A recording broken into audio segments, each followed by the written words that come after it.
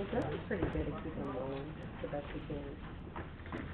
Call this meeting to order. This is a regular meeting of the Williston City Council. It's Tuesday, May the 17th at 6 p.m. Ms. Wright, if you will, please call the roll. Mayor Goodwin. I'm here. President Jones, Here. Vice President Robinson, Here. Councilmember Cox, Here. Councilmember Bullock, Here. Councilmember Ross, Here. City Manager Jackie Gorman, Here. City Attorney Scott Walker, absent, City Clerk Patricia Wright, here, Attorney Kirsten Ballou, Here. and all other staff. Here. Thank you. If you will, at this time, let's stand for the opening prayer and the pledge of allegiance by the mayor.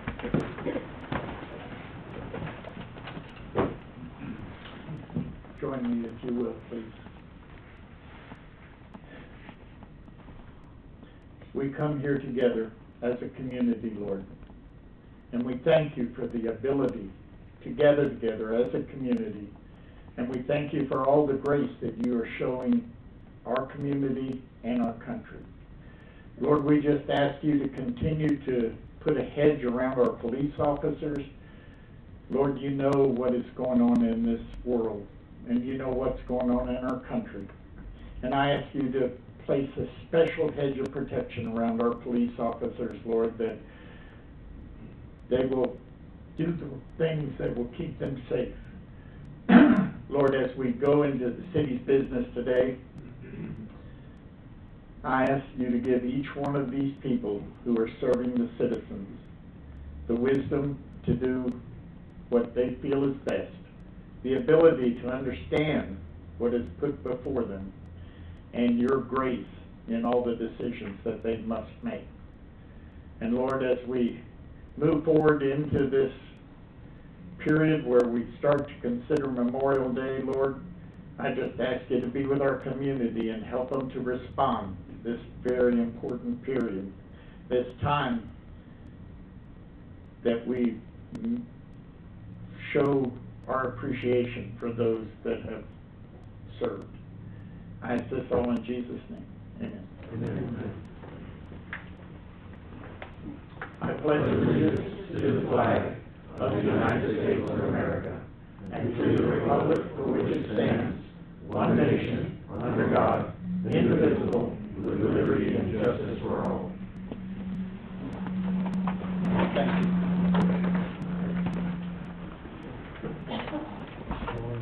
Okay, the first item on our agenda is the additions, deletions, changes, and approval of the agenda. The only thing that I can see that may need to be moved is the item with Wright Pierce that is at the very end, and they have a representative here. Does anyone have any problem with moving that L and M just before G? If you have a problem with that, please let me know. If not, I would entertain a motion, unless somebody else has another change they would like to make. If not, I'll entertain a motion to change the agenda in that direction. I move that we approve the agenda as amended. You're gonna put this around. Do I have a second? Thanks, sir. I have a motion and a second. Is there any discussion? All in favor of the motion say aye. Aye. All opposed, same sign. Motion carries. Okay, item number 2 is the first opportunity for the public to speak to this body for up to 5 minutes about anything that is not currently on the agenda. If you have anything you would like to talk with us about right now, this is your opportunity. There is one other opportunity at the end, and the end may be a while from now. Just to let you know. Good evening, Mr. Fuller. Hello, If you will, state your name and your city of residence. I'm Albert Fuller, Williston. Okay. And what I'd like to do is that, even though you just mentioned that anything that's on the agenda. Not on the agenda. That's not on the agenda, If it's on the agenda, we want you to wait till that time. except that I'm just asking for the opportunity to speak before that review committee is impaired. Okay? I don't, I just want to make the announcement, I want to speak prior to that. I usually listen to this body before I go to the audience. I don't know if anybody else feels different than that. You wanting to speak now, or do you wanna wait till we get there and let him go before we do? I think we're fine, if I may speak, and I don't think Mr. Fuller is asking for any change in our normal procedure. He's just asking before a vote is taken, if I'm correct, Mr. Fuller? That's not what I heard him say. Well, That's why I'm clarifying it. That is exactly what I said before a charter review committee is impaneled. Okay, so before the vote, not before we have discussion. Well, before names are entered. Okay, that's not a problem. Okay. Thank you. I'm gonna write it there so I don't forget. All right. Anybody else at this time? Mr. Myrie, you got something? Yes, ma'am. Come on I'm up. not sure if I'm on the agenda. I'm Wayne Myrie, I'm over by the old Winn-Dixie. And I suppose it's a safety concern that the traffic on Northeast is terrible. When the cars come up and down the road, not only anybody under the bus, but school buses, everybody, not everybody, numerous people. Is he on the agenda? Yes, he is. He's under public, he's under B on page 2, at the top. Under the, New business. okay. You are. You are on the agenda. You are can on the just- agenda. So you want me to wait? If you will. Okay. I'm so sorry. If you'd like to pick up an agenda, there's one right over here and you can follow along with us. Okay, anybody else who wants to speak to something that is not on the agenda? Okay, so we're going to move then to item 3, which is the consent agenda, which consists of the minutes of the May 3rd meeting. Have any discussion on the minutes of May 3rd? If not, I'll entertain a motion for approval of the minutes. I move they be accepted the minutes of May 3rd. Thanks, sir. Do I have a second? Second. Thanks, Pam. Appreciate it. All right, we have a motion and a second for the May 3rd minutes. Any discussion on the motion? All in favor say aye. All opposed, same sign. Motion carries. Okay, at this time, under old business, we have staff, board, and council member updates. I'm gonna start with city manager Jackie Gorman. Hey, good evening, everyone. I'm not gonna take a lot of time because we have a long agenda, but you notice we have our, welcome kiosk out in the front now where we're probably gonna put our building permit tech there, our clerk, so that contractors walk in, they have a place that they can, do business, if they need conference room, they're closed. Do a little call central activity there, we'll be taking some of phone calls. So it's gonna be a good thing when it's occupied, but, if you want anybody to staff it, we'll let you know. Okay? Anything else from this panel? Mr. Ross, do you have anything at this time? No. Mr. Bullock? Mr. Mayor? I do not at this time. I do. Okay. I do. The last meeting, it was brought to our attention through a project update that Ms. Gorman had filled the position of the deputy city manager to Deanna Nelson. Deanna Nelson? Deanna? Yes. Miss Nelson. Deanna. As the deputy city, it came to my surprise, because it was a position that originally the city council brought to. As Mr. Zamoski, we brought him in as substitute. I'm not going to comment. but Interim. You're correct. Interim, you'll let her, city manager. I questioned that to the city manager, and I did receive, after many emails, that the staff thought I was attacking them. That was not my intent. My intent was questioning the city manager of her choice. The position was originally brought by the council. The council knew nothing about it. I was surprised. Ms. Jones might not have been surprised. I don't know. But I asked during that meeting and after, how did that come about? And I was told that it was a panel of 3 that interviewed, and it was that decision. I questioned who the panel of 3 was, and I did not get an answer. I did not get an answer the next day. I questioned, and I was told I misunderstood the whole thing, that it was whoever interviewed from the start. I asked if anybody else was interviewed. Excuse me, my mouth is so dry. I asked if anybody else was interviewed. Obviously not. I thought Chief Lamar Spiegel or even Benton Spiegel would have been a better choice, because they know municipalities, they know grants, period. I was not attacking employees, as you stated. I was told it originally was a position. I was told it was promotion. What is it? It's a promotion, and I thought I clarified all of that in our email. I did. I I'm also trying to be clarified transparent, because none of these people know exactly what's going the on. resolution for the deputy city manager was approved with CJ. So that position was approved and still in place as an approved position. I just didn't fill it until I made the decision to put Dina in the position. It was a promotion, it was not a recruit. There's a distinct difference in our HR manual between the two. So I Okay. had checked it on the legal, and that was no different than any other department head, right?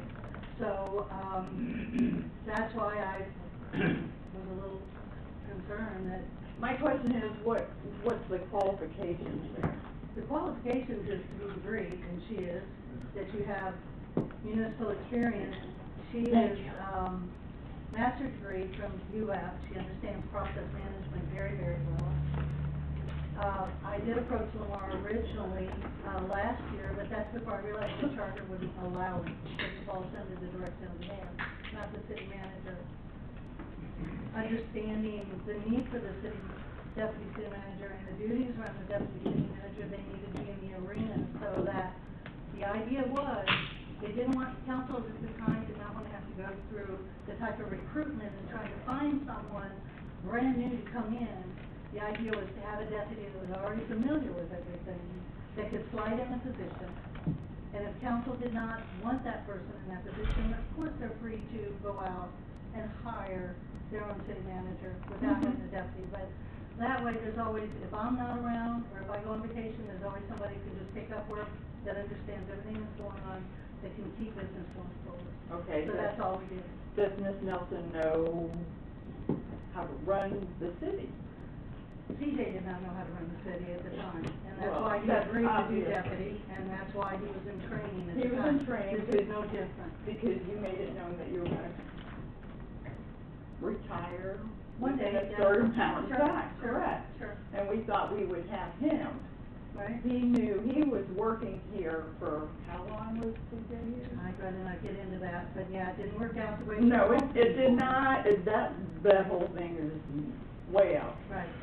I'm the idea of it just is asking what qualifies her, not that I have anything to, against you, she's a great HR person. Understand.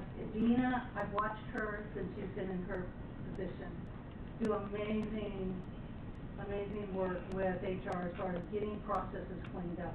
We really needed that to happen. She is very intense when it comes to trying to understand where something's coming from, where something's going to, and she stays on it until it's fixed. I've watched her do this amazing for 6 months.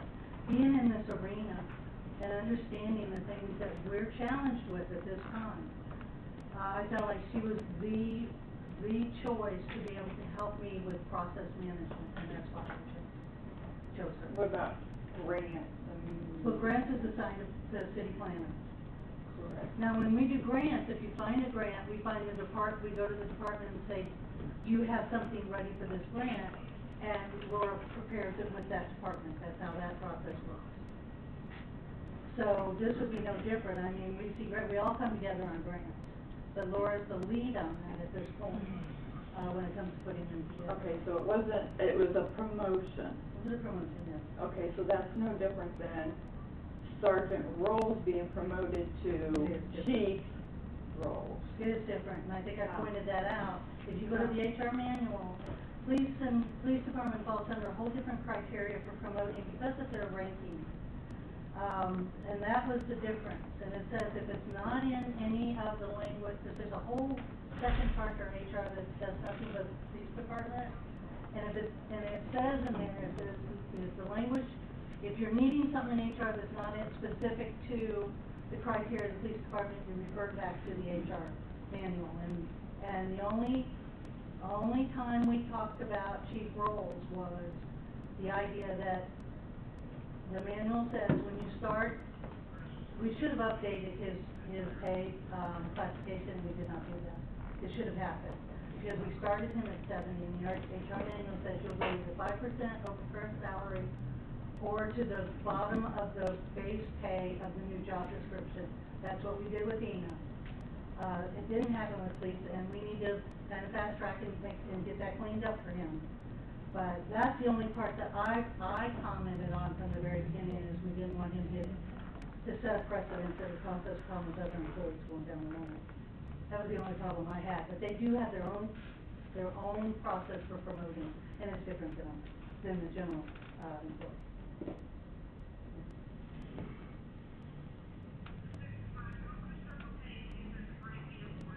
Anything further on that subject? Probably, but I'll think about it. Okay, Mr. Cost, anything at this time? No, ma'am. Ms. Gorman, anything at this time? Ms. Kirsten, anything in the way of announcement? Okay, Ms. Wright? Any other staff? I know we've got some back there. Chief Siegel? Yes, as the council knows, we've been going through some, issues with trying to get some extrication equipment replaced. We have an opportunity that's come up here, and I'm seeking the council's, I guess, consent tonight to move forward. I have a opportunity to buy one complete set, and we were going after 2 complete sets and a little extra equipment, for a cost of $21,500 and something. Remembering that the 2 full sets and the few extra pieces we had talked about were $121,000. So this is some demo gear. It's in really good shape. I've already looked at it, and you know, I went through our budget. It would tighten my budget up quite a bit, but it would give us an opportunity to go ahead and purchase some of this equipment, if I can get the consent from the council to move forward. If he has consent, he will move forward and bring it back to us as a resolution for our vote. And you found 2? 2 sets? He's only found one. I found one set. He needs to. One set. Set at what? What, 21,000? 21,000. That's what I thought you said. Yeah, you can figure that one set would be generally probably about 57,000. You have my consent. Does anyone object? Nope. So do we agree? We have consensus to move forward, let me put it that way. You have consensus. Sorry, Mr. Cox, I didn't. Thank you for keep searching. Yeah, thank you, yes, sir. Okay, just bring it back to us when you're ready for us to vote on it. Thank you so much. Anybody else in the staff at this time? Chief Rolls. I just wanted to bring to attention, we have been talking about the upstairs of the police department. Yes, sir. I did have a contractor come by this week. I'm sad to say he respectfully declined the job. Oh, So, I'm still looking. Hopefully I have another one come next week that could at least give us a price or do the job of sealing the upstairs and putting the HVAC in there so we can cut down on the issues that we're having. So hopefully I'll get that, and if he does come, I'll give an update to you all and let you know what's going on. Just some brief notes from the police department. Ms. Jackie also contacted the traffic safety team about road concerns. And I mentioned to them about State Road 45 and State Road 121, that intersection. I've already submitted the paperwork and sent the video to them, so hopefully we'll hear something back from them real soon. Oh, is that the same video that? Yes. The traffic crash. Yeah. Okay, Yeah. because I sent it on to I sent it to Many these two. two. I sent it to these two, right? Yeah. So I've already sent that to them, I got a response back saying that they have it, so at the next meeting, hopefully we'll have some updates on that. I wanna thank Donald for loaning us the, traffic cones to do some driving training this week, it helped us out a lot. Also, just another quick update, the mayor and I attended, along with others, attended the law enforcement memorial at the Levy County Courthouse. It was a really, really good event. We were there in memory of David Moss, and his family was there as well, and the event went very, very well. So, other than that, that's all I have at this time. Cool. Just Thank wanted to you. give y'all a quick update from the police Appreciate that. department. That's exactly what we want to hear. Thank you. Okay, we will move at this time, if there's no other staff down here that has anything, just ask one last time. All right, we will then move to item 4B, which is Resolution 2022-29, a resolution of the City Council of the City of Williston, Florida, relating to the City Charter Review Committee, establishing a Charter Review Committee, appointing members to the Charter Review Ad Hoc Committee consisting of 7 persons for the purpose of reviewing and making recommendations to the mayor and the council regarding existing charter of the City of Williston, Florida, repealing all resolutions in conflict and providing an effective date. Deep breath. I kind of want to say something before we go any farther. We've been looking at this since I'll say we, the City Council, has been looking at this since probably the end of February, the 1st of March. We then gave it to legal, asked legal to write us a resolution, bring it back to us, which they did. I think the first mid-April, maybe, mid-April. Second meeting of April, I think it was there. I did not make this up. I'm tired of rumors going all over town that I'm trying to change the charter, I'm trying to steal the police department, I'm trying to steal the fire department. Aren't you? No, ma'am. Everybody thinks so. I've talked with both chiefs, I've assured them that it's not my intent. I brought it forward because we were told that there were some Florida state statutes that needed to be updated with, thank you very much, with a nod of the head, within our charter that need to be updated. We also know that there's a job description within there that needs to be at least looked at, maybe not tweaked. It depends on what the review committee brings back. And we brought that forward, and all of a sudden people think it's my doing, and then I'm trying to ram it down somebody's throat, and then I'm trying to hijack the police and the fire department. Yes, I have talked about the fact that there is a strong mayor form of government and there is a weak mayor form of government. One has one way of doing things, one has another. We have what we call a weak mayor form of government. What that means is that the president of the council is the chief executive officer and signs everything. The mayor is essentially figurehead and over police and fire. Love my mayor. Okay, so it has done, and a strong mayor form of government, just to let you know that there are probably, and we're trying to get some numbers, which may be viewed after tonight, I have no idea, of how many cities in the state of Florida have a strong mayor form of government, but there are a lot more that have strong mayors than a weak mayor. And what that amounts to is that the mayor also gets to vote. There is no president. I'm not trying to do away with the mayor. I've heard that too. I'm trying to do away with the mayor's job. I am not. I'm trying to do away with the president's job and let the mayor sit in this spot, be the chief executive officer, and have a vote, and be covered under the sunshine. What about that? That's where Deborah's going. However, that's just the way I feel about it. What we would do is all appoint somebody, and they would tell us what they thought we should do. That's not what and I'm just one person who sits up here. That body would then bring it back to us, and we would decide if we even like their ideas. We may not want to change anything. And then, even if it got past us, it would have to go to the citizens of the city of Williston, and they would have to vote on it. If it didn't pass them, it still wouldn't go anywhere. It'd still be exactly the same as it is. As you know, we've taken many things in the past, and they have not passed. The people didn't want to do that at all. So that's always a possibility. But when the attorney tells me that I have state statutes that need to be updated that are wrong, in our current charter, and that my city manager tells me we have a wrong job description that is for one of our charter officers. The only thing I know to do is bring it to you, and it's not like we hadn't talked about it before. Can we not just talk about those things that we know are wrong and vote on them and fix them without a We review could, if we committee? decide to do it without a charter review committee, we I can do do it ourselves. have you're talking about putting the mayor in and getting a vote. We need an odd number. We That's don't- fine. The council, she said, would no longer have a council president. Please correct me if I'm wrong. No, you're right. And, There would be 5 council and if I members, can one of them would serve interject as the here, mayor. here's my problem with it. Gotcha. Okay. You are I didn't now understand that. concentrating the power even further. Uh-huh. Now you're having a mayor who, thank you, but It's I'm not a essentially- figurehead.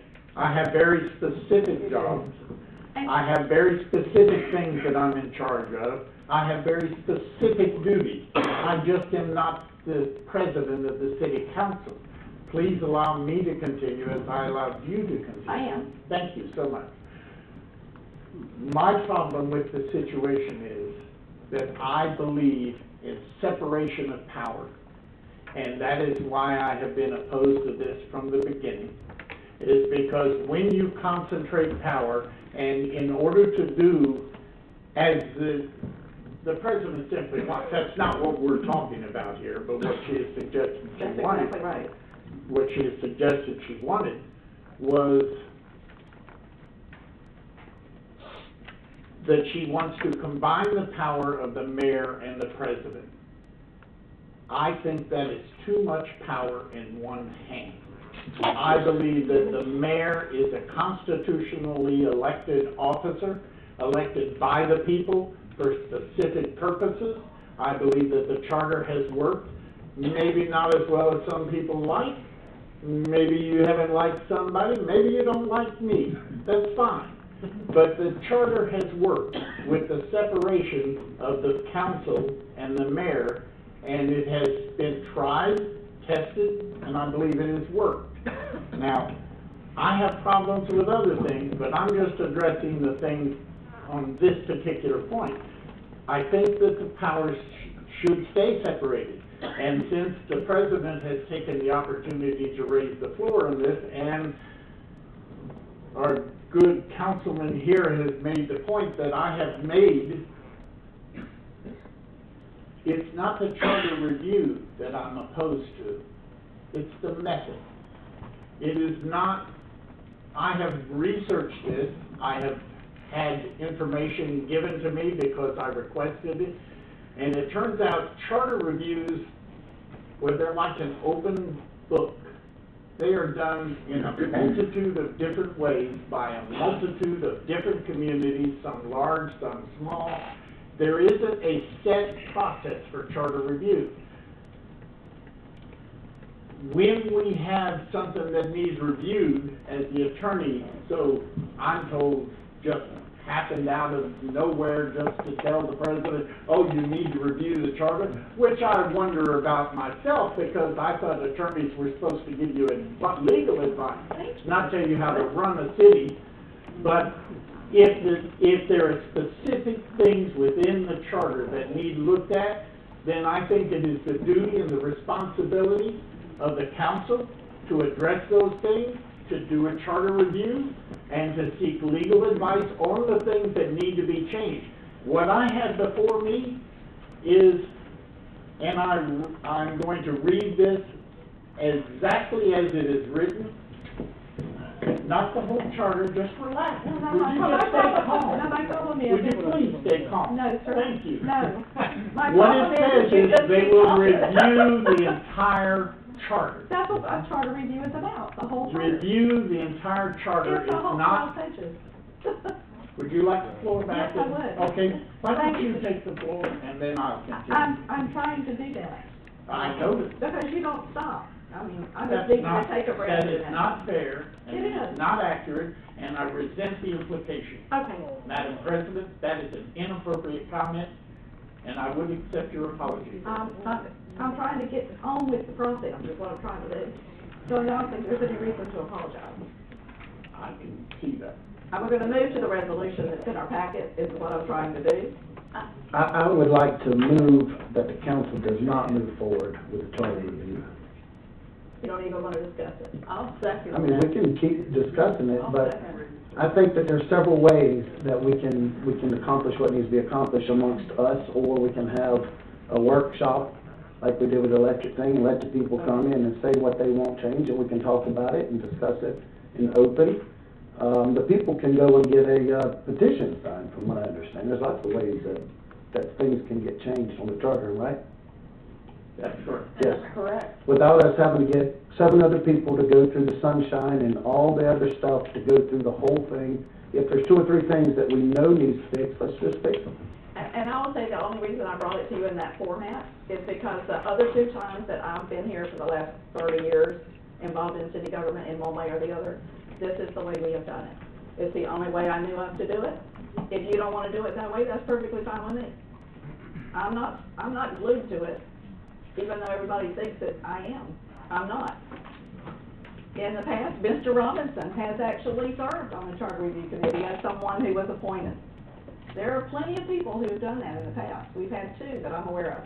Well, we have a resolution, we have not voted on it. We do, that's why I keep trying to come back to it, but I've been accused of trying to do whatever I've been doing over here. And I seconded Mr. Ross, I saw Bullock. your hand. I seconded Mr. Bullock. Are we in discussion? I don't Or in know. discussion? Would you please restate a motion if you made a motion, Mr. Bullock? I move that, I move that the council does not move forward with the charter review committee. Okay, I second it again. all right, so now we're in discussion. Have anything you'd like to add? What was there, second? Yes, sir. Okay. I'll raise my hand. Well, my discussion on the matter is that any good form of government should be reviewed from time to time, whether you find anything wrong or what. And it looks like 10 to 15 years. I might mention that Patricia had some information from other cities. Very interesting reading. How they reviewed their charter. They found grammatical errors. They found legal errors, things that needed to be changed. It was not done in a political format. I'm sorry, in a political format, but in a manner to get things done, get things corrected. Now, like you say, I think the last charter review we had was about 12 years ago. It was 12 years ago, and Okay. it was appointed in exactly the same way it's written here. But Okay. like I said, I'm not glued to that. If y'all wanna do something different, that's perfectly A fine. lot of things have happened in 12 years. Absolutely. And there goes that charter chugging along just like it was. If everybody thinks that it should stay there, then the committee can so vote. Because if they bring us back information, maybe we hadn't even thought about that. But I think it's worth a shot to look at. And the other thing I wanna add, just very quickly before I move to this side of the dais, is that the whole charter review process was to be led by the attorney, not by this council. Our attorney was the one who was to lead that process, so. No, you're next. We're discussed first, before I go to the audience. I seconded, I told him, but usually the council discusses first before we go to the audience. Proper procedure. I agree with Mr. Ross. I think that we need to get it, look at it, Ourselves, to change. or a committee, Let the committee. okay?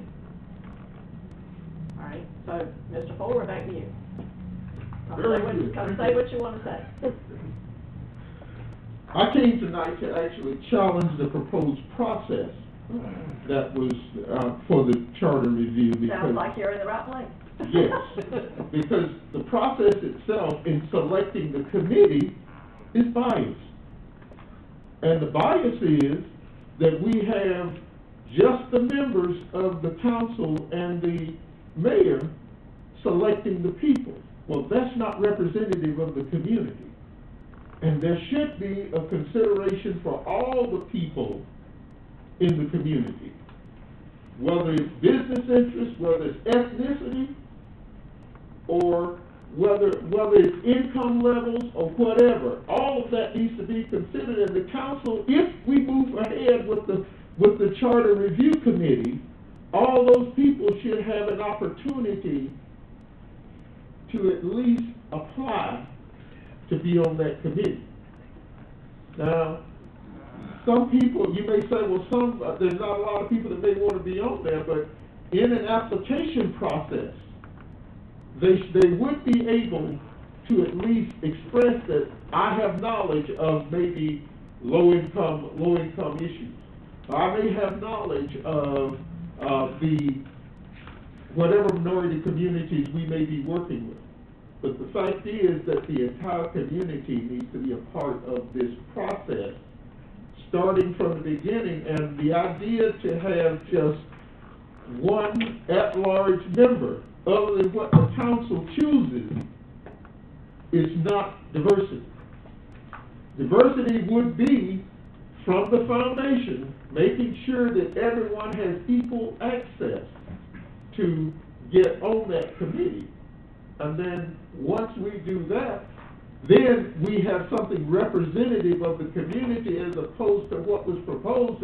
And the only thing that I heard that was proposed was that that some members of the committee some members of the council would select people that actually share their views. And I'm concerned about that. Because the views of the council may not be the views of the citizens. And so I want to challenge the process, because I believe the process is flawed. And so that was my concern, had nothing to do with the arguments that you all put, where you all put the cart in front of the horse and start to discuss, well, I want it this way, or I want it that way, or whatever. We need to look at a foundation where we begin to allow the citizens to at least have input as a foundation, because once they do, it comes back to you all anyway. And so it's more like you all have two opportunities rather than one opportunity. And I think if you all let the citizens, or that citizens committee that's properly impaneled, actually look at the charter itself and bring something back to you that may be more representative of the views of the entire community, I think we'll come out with a better product. Thank you, Mr. Fuller. Anybody? Yes, Mr. Johnson. Marvin Johnson, business owner. And I was listening to Mr. Fuller, and he is totally 100% correct. Because when this did come up back in April, I asked someone, could I even be on the charter committee? Because I understand, being there 22 years running a business, I understand the low income, I understand the town, I understand pretty much everything that goes on here in Williston. So without diversity, but you know what I was told? Well, you don't live in the city, but I've been running a business here paying taxes for 22 years. Why can't I be on it? So these are things you have to really think about when you want to put a committee together. You have to think about the big picture, because it's for all of the cities, all of the people of Williston, not just say, you know, I heard him say, you're going to pick somebody that got your views. Well, after 4 or 5 years, I finally got a parking lot that's on its way by the end of the year behind the barber shop. But I was representing the Hispanics because they told me to represent them. The other members that's there, the Chinese restaurant. So it's diversity. So if you don't include diversity, this is going to fail from the beginning. Thank you. Mr. Williams. Good evening. My name is Dwayne Williams, and I am a citizen of Williston. I too share concerns about the selection process of the group that you're trying to put together.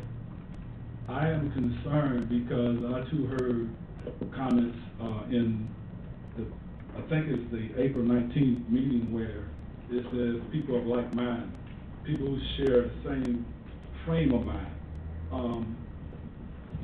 When I hear that we are going to select a seventh person for diversity. That gives me pause because that suggests to me that the first 6 is going to be possibly a one race or one group of people who think similar to each other. I think it is not a democratic process if we allow that to move forward in that manner, because the committee should represent the community. It should not represent what the council wants. Most of the council, or some of the council, wasn't even elected. They was appointed. So I can't say that you... That's not the case, Mr. Woodson. I can say that those who were appointed may not serve the representation of the community. So how can I trust that who they select or how their views are is a representation of the community? I think it's a democratic process when you allow people to apply for the committee and it comes before the council and the council as a whole. I think, if I'm not mistaken, that's how you select people for all the other board members. If somebody want to be on the planning and zoning, they have to apply. And they come before the council, and then the council vote as a whole to select that person. It gives me great concern when I hear people say we should select somebody who has like-minded, same frame of mind, because your views may not represent the community. When I look at this council, no offense, there's no person of color, there's no Hispanic person, so that gives me pause that the committee may not even make up a representation of the community. So I just want to get up and share, as a citizen, I too object to the selection process. Thank you, Mr. Williams. Anybody else? Okay, we have a motion on the floor. To restate the motion is to not go forward, tell me if I'm wrong, not move forward with the Charter Review Committee. I think it was as simple as that. Okay. All in favor of the motion, say aye. Aye. All opposed, same sign. Nay. Aye. All right, I heard 3 nays, so the motion does not carry. So tell me what you want to do. Well, I mean, I was saying to do a workshop, where the citizens can all come in a set time and a set day. Everybody, if there's stuff we want to go over, we all sit down and go over it, questions get asked, and things get voted on in front of everybody. Okay. You have a suggestion? I think Anybody like that one? I think that's fair. I mean, everybody can come to it.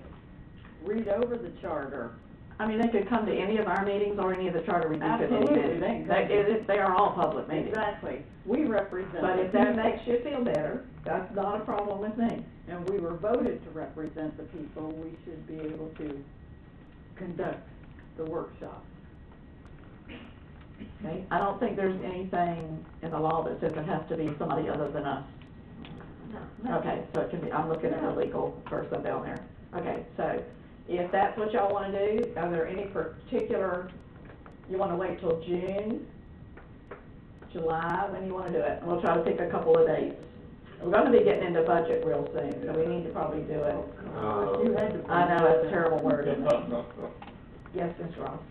As long as it takes us to get going, we might as well start now. That's very true.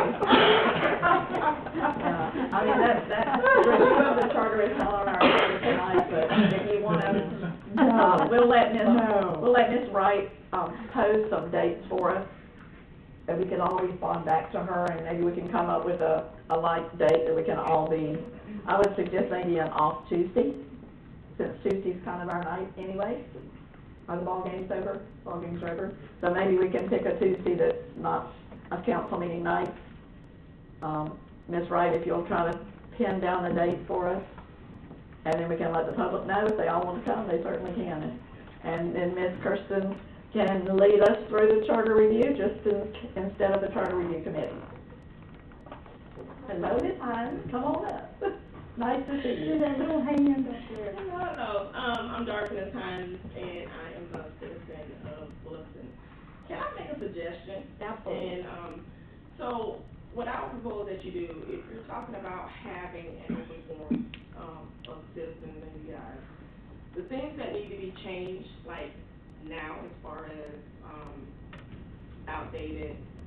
Yeah, but you have, No, I'm just saying, Go ahead. go ahead and talk about that first, get that out of the way. And maybe instead of having one meeting, you have 2 quarters left before it has to be talked about or voted on, right? Have at least 2 sessions. Talk about that thing that's most important now, and then come back for the second and review the remaining charter. It's gonna be difficult to try to do a whole charter in one meeting. it's only 12 pages. I read it in about 2 hours. Yeah, but when you start having conversations with people, It's and pretty people quick. start having, you know, making decisions or having, it may run a little bit longer than you want. Nobody wants to be at a meeting all night long. Well, I say we start, and when we get tired, we go home. Yeah, that's a good suggestion. Thank you, Don. Thank you. All right, so we'll move on from that, and we'll wait to hear from Ms. Patricia. And we'll move to our next item, which I believe, I gotta get myself straight here, is new business. And, yeah, are you cold? I'm freezing. Mr. Carson, are you over there? Yes. Mr. Barber? Oh, yes, he is. Can you raise the temperature for Ms. Marguerite? Okay, under our item number 5, which is new business, we have a list of public hearings. Some of those are quasi judicial, some of them are not. The first 2 are just, they're under public hearing, but I don't think they're really public hearings, these first 2 things that are listed here. I think that's just kind of in a strange spot. Item A, discussion with possible action for adding a 4-way stop sign to the intersection of Northeast First Street and Northeast Fourth Avenue. I do not see Ms. Moxley. I don't know if the chief has any information. Have anything you want to add, or you want us to wait for her? We can wait on her. We patrol that area, just checking to see if there's actually a traffic problem. It is a long road between stop signs, but even if you put a 4-way stop at 4th and 1st, you still got a long stretch of open road that doesn't have a stop sign.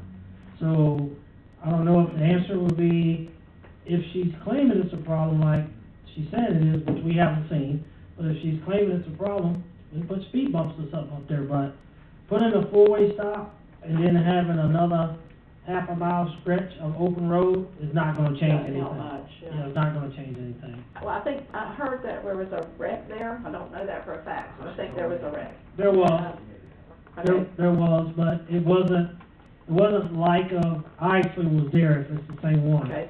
It wasn't like not having a stop sign. It's the lady didn't know that there was a stop sign for her going, Ooh, the opposite direction. west, and she just pulled out. She didn't see the stop sign. Okay. All right, so, I think take it off the agenda, call Ms. Moxley and see if she wants it back on. If she does, we'd be glad to talk with her. I could see it being, she's probably thinking of a safety Of the issue for school. the kids. Yeah, right, because I think You're that's. gonna slow them down there. That's what she mentioned to me, is the kids were on the playground when the wreck happened, and the car almost, kind of went into that fence and everything. She's trying to find a way to slow that traffic down with speed bumps and with stop signs. At least in that area. Right. Maybe not the whole street, but at least in her area. Yeah, and I think speed bumps would be something that would work, because I know on the road, Northwest Second Avenue. yes, they put 10,000 speed bumps there, and, yeah. Ask the people who live there. Yeah. We don't go around another way now. If that's what you want us to do, that will work. There's one for the barricade. Yeah, they'll definitely make them reroute and stuff. They put 4 in a 1-block area. It was crazy. I used to cut through that road all the time. That's what I mean, if you don't want them to go there, you're doing the right thing. Okay, so our next item is Mr. Myrie, if you'll come back to the stand, please. Discussion with possible action regarding adding speed bumps in the Northwood subdivision. I'm Wayne Myrie, the owner of the Northwood subdivision, which is over there by the old Winn-Dixie. On Northeast 10th Boulevard, the speed that the people travel down there is excessive. I know it's 25 miles an hour, but on that short stretch of road, I think 4-wheel drag strip, a little exaggeration there. But I walk in the mornings with my dogs, I walk in the evenings, and cars blow by, I go to get my mail, they blow by, school buses and all, big trucks, little cars, And I would like to see, before myself or a dog or somebody else gets whacked around there, I'd like to see you put a few speed bumps in there. How do your neighbors feel about it? Don't ask them, I'm worried about me. And the other.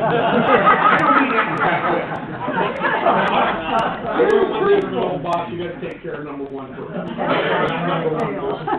know that when you come to a neighborhood, sometimes you need to ask the other residents in the neighborhood, because they have to drive over them too. Is there any possibility of you getting a petition from the people in the neighborhood that would be affected and bringing it to the council? Or do you want to just worry about you and we'll worry about you? I apologize, I don't mean that in a selfish way when I say I that. I know there is another gentleman that lives down around the corner that agrees with the excessive speed. And like I said, if one person is not enough to warrant getting speed bumps in there, like I said, it's terrible. When you see a school bus go through, granted, the speed limit is 25, but 25 on that small road coming off of 121 is terrible. So, I don't know whether to say that it's not my responsibility, but to go out and get a petition, but, yes, sir. This is the first I've heard of it, and if you can, you said Northeast 10th Boulevard? Yes, sir, by the old Winn-Dixie. If you can give me like a time frame where we can have somebody sit out there and see if we can try to deter that traffic or slow that traffic down, this is the first I've heard of it, so. And I'll give you my card, Yes, sir. and you can call me and we can sit down and talk about it, that way we don't have to discuss it in here. You can sit in your front yard and watch. Yeah. He'll do We have some coffee. Yeah.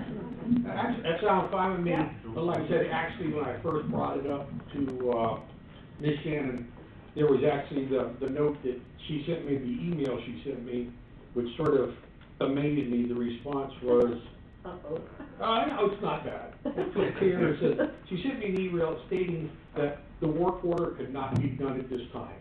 So it had somewhere gone to somebody within the city to look at it, and that was her response being, We usually refer everything to the police department, at least I do, if somebody approaches me about it. And I'm teasing about the other people in your neighborhood, but not really, because the other people in my neighborhood are not real happy with all those 4 speed bumps down there on our end. And they're in the county, because the street runs from out of the city into the county. And they're in the county, because the county put them there, not the city. And the city, we're just having everybody, like I said, everybody goes around. The only consolation is the people that live there are the ones that are having to drive over them every day. And they're the ones who ask for them. Mr. Stiegel. Mr. Meyer, Ben Stiegel, Wilson Airport. I know I don't have a dog in the fight really, but the question I wanted to pose, is there an HOA in the subdivision? Because that could be a potential avenue for I don't know if making there is something or happen. not. No. Okay, that was the only question I had. Thank you. So one other thing, before we go any further, when I see other places that have speed bumps, how do they get them? Not to throw people under the bus again, but over by Williston Tire, they've got the speed bump there. Yep. And then back over by the food mart on the corner of 121 and 41, the next road over, there's speed bumps there, 5 miles an hour sign, and, That one's county. I don't know who got that one over here. It just showed up, so it's a city road, so somebody had to have known about it. Any of the road department know? It was done many years ago, back when, we didn't stay in our own lane. And so it was just a decision that was made because of some complaints came in. And now to answer the question of the work order, that came to Public Works, and that's just not our expertise. So we refer all those matters to police. That's what I do. And that's why she gave him such a response. it wasn't a terrible response, it just was the response. That's one you're looking for. So I would like to see everybody saying it sounds like a great idea, let's put speed bumps over on Northeast 10th Boulevard. Okay, so get Chief Rolls' card and let him know what kind of day he needs to be there for coffee. Thank you all very much. Thank you. Thank you. Appreciate you coming tonight. Okay, so at this time, we're gonna open a quasi-judicial public hearing. It is item C for first reading, ordinance 2022-696, an ordinance of the city of Wilson, Florida, providing for the permanent closing of the unimproved right-of-way known now as Tree Lane. That is lane, not land, right? Tree Lane. and named Beatree Drive on the plat book 1, page 50 of the public record of Levy County, and located within the Bullock subdivision between lots 15 and 16, finding that the closing of the right-of-way will not adversely affect the public health, safety, or welfare, that the right-of-way will remain a utility easement, providing for the repeal and conflicting ordinances, and providing for an effective date.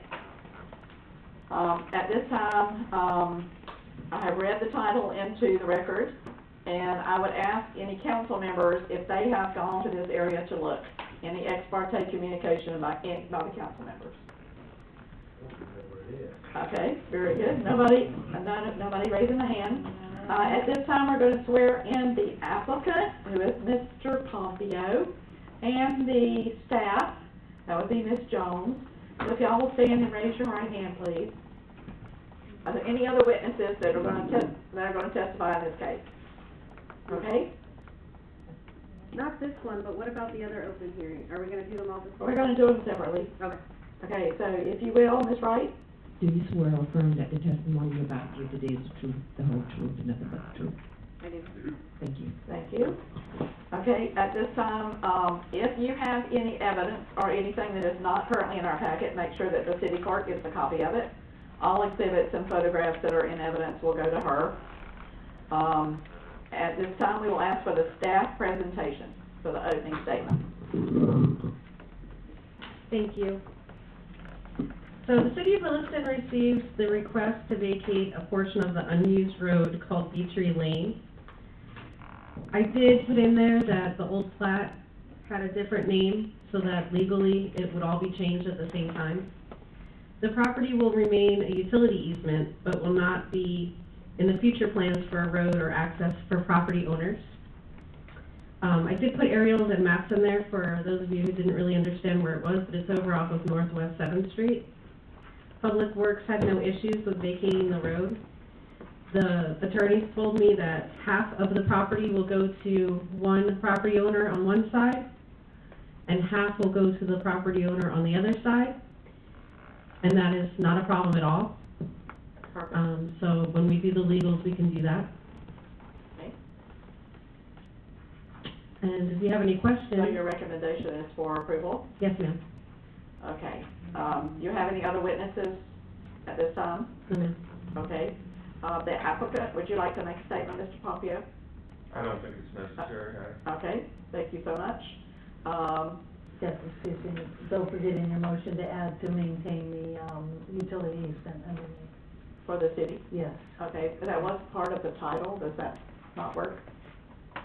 We're maintaining it, or they're maintaining it? No, what I'm saying is we need to keep an easement, you can Right. vacate the road, but we need to keep it. Yes, it was part of the title, so it should be. Are we okay with the way I stated it? Good. Okay, so is there a closing statement by the staff, by the applicant? No, ma'am. No closing statement, closing statement by the staff? No, ma'am. Okay, and at this time, we'll have discussion by the council. Any discussion? Are you figuring out where it is? I'm still trying to.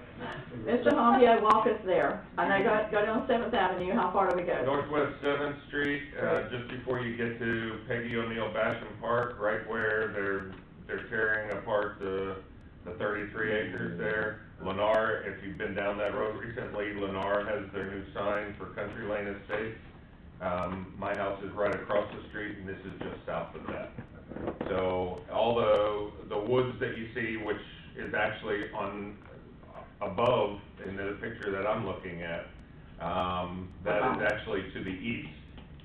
The map is turned sideways. Alright, I know where you are now.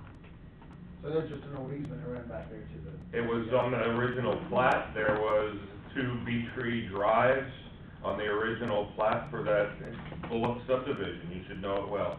And so there was 2 Beatree... Right, there was 2 Beatree drives, and this one I've been using. In fact, my carport comes in. I have to use that to gain access to my carport. Okay. Yeah, I have. And the adjoining neighbor is Donnie and Mary Stark, right? Correct. Just for the record. Okay, I think that's in the application. All right, so I would entertain a motion for approval of first reading of ordinance 2022-696.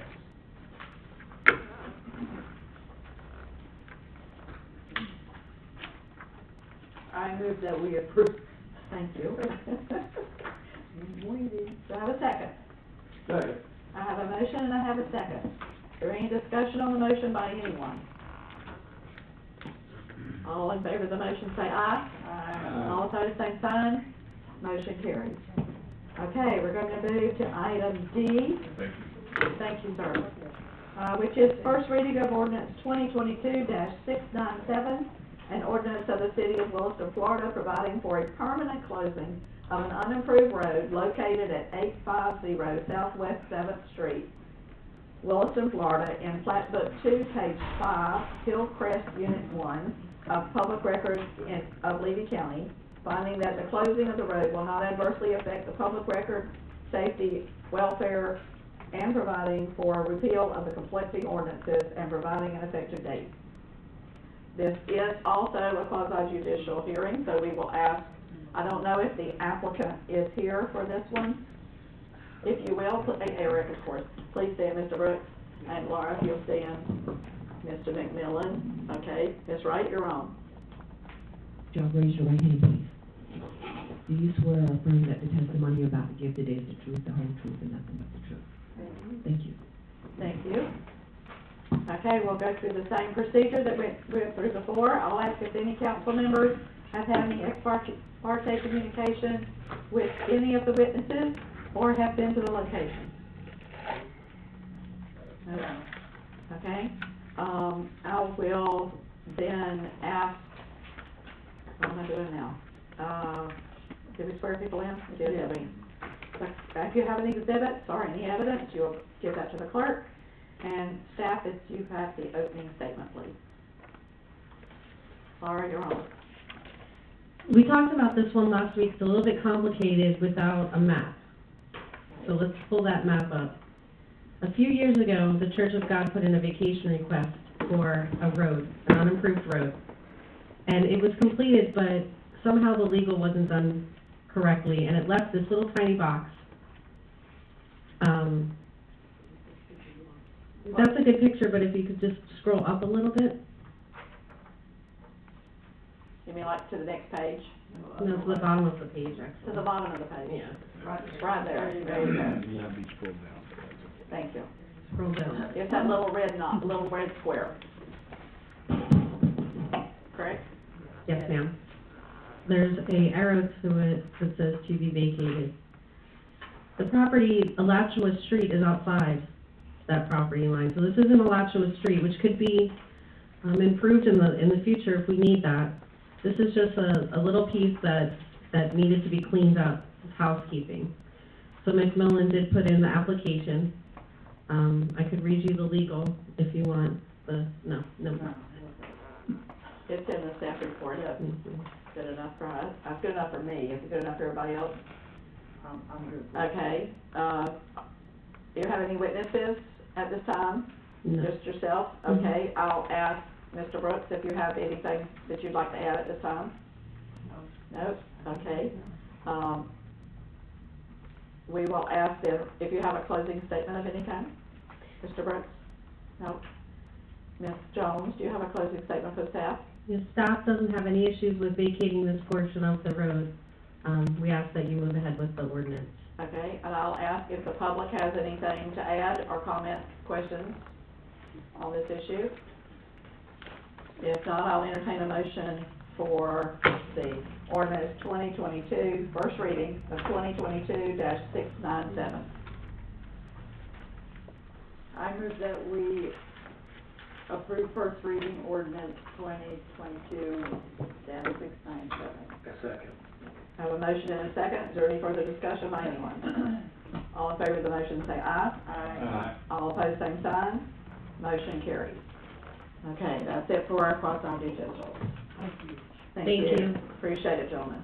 I will move at this time for the first reading of ordinance 2022-698, an ordinance of the City Council of the City of Williston, Florida, making certain findings and determinations, amending section 40-142 of the Code of Ordinances of the City of Williston, Florida, adopting, enacting, and providing for the electric utility rate making, providing for severability, providing by resolution, electric utility rate making by resolution, repealing all ordinances in conflict, providing for severability and providing for an effective date.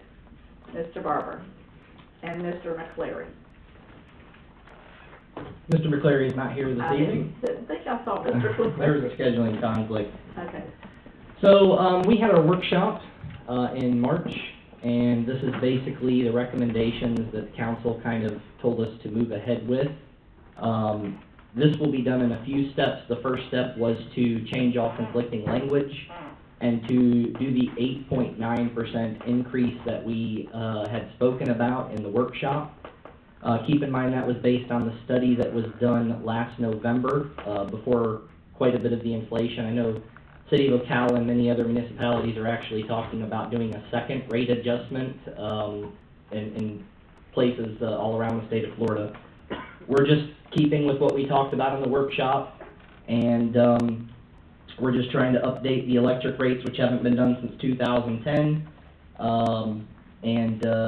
Keep in mind that the charts, if we go through some of those that we put in the packet, it goes back over the same information that was presented during that workshop.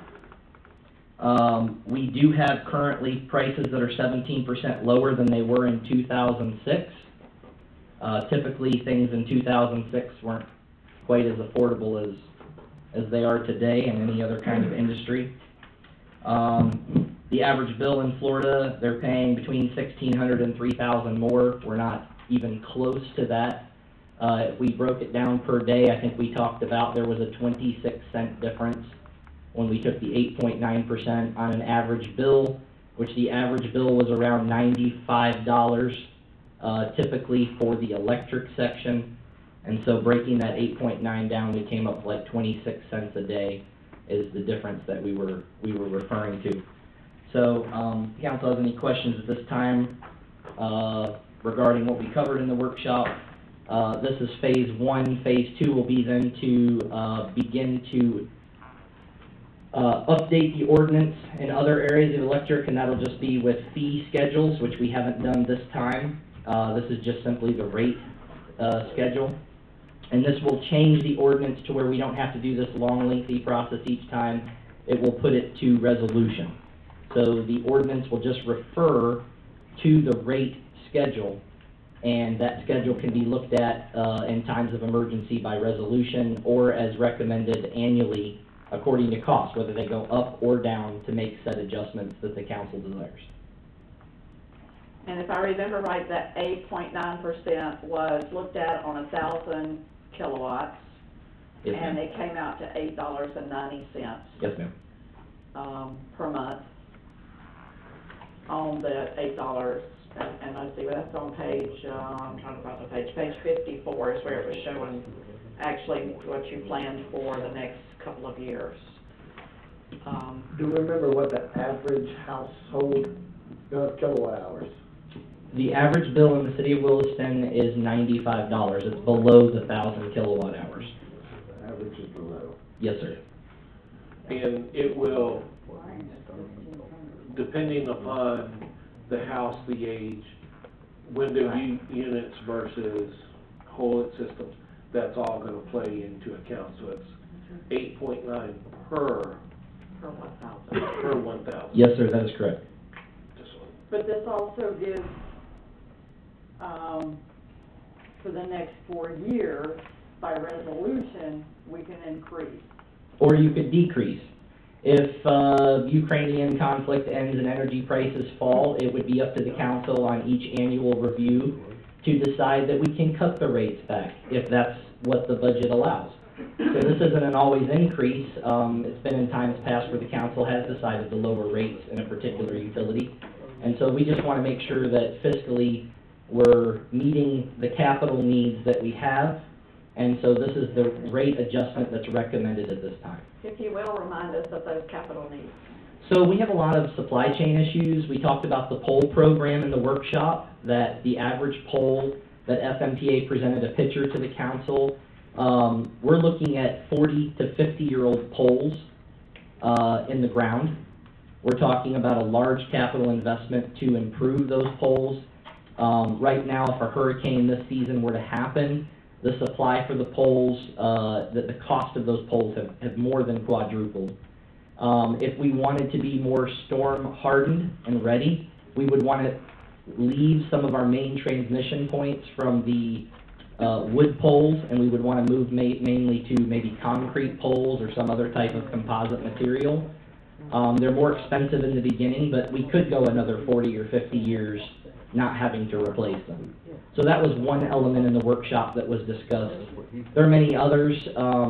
We're going to need, by standard, to look at, as the system grows, 98 homes at Country Lane Estates and other development. If we increase our system for other I think we have 4 or 5, Laura could correct me, that are proposing developments, a total of 250 homes right now additionally.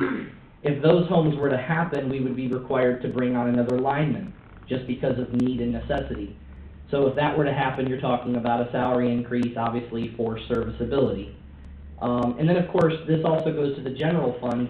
In the workshop, we talked about a 5-year projected revenue, and Mr. Bloom, our finance director, was here and confirmed that it was projected that the almost $1 million that the electric fund loans to the general fund by 2025 could be evaporated to just $4,000. And that's because of rising costs, supply chain issues, coupled with, just energy costing the city more. When we did the FMPA agreement and we switched over from Duke providing and saved on that bulk power, the city took no profitability from that, and every penny of the almost $7 million was transported directly to the customer. So we've done our best to maintain those low costs. And even with this increase, I think New Smyrna Beach is the only utility provider in the state of Florida with the 8.9% increase that will be greater than what would be lower, than what our rates are here. Right. And those in New Smyrna, how many people are actually on meters? Yes, sir, that's a good point. It's because of their customer base. They're servicing 20,000 people. And so ours is just a fraction of that. And that's why they can do that at a lower rate. I appreciate that.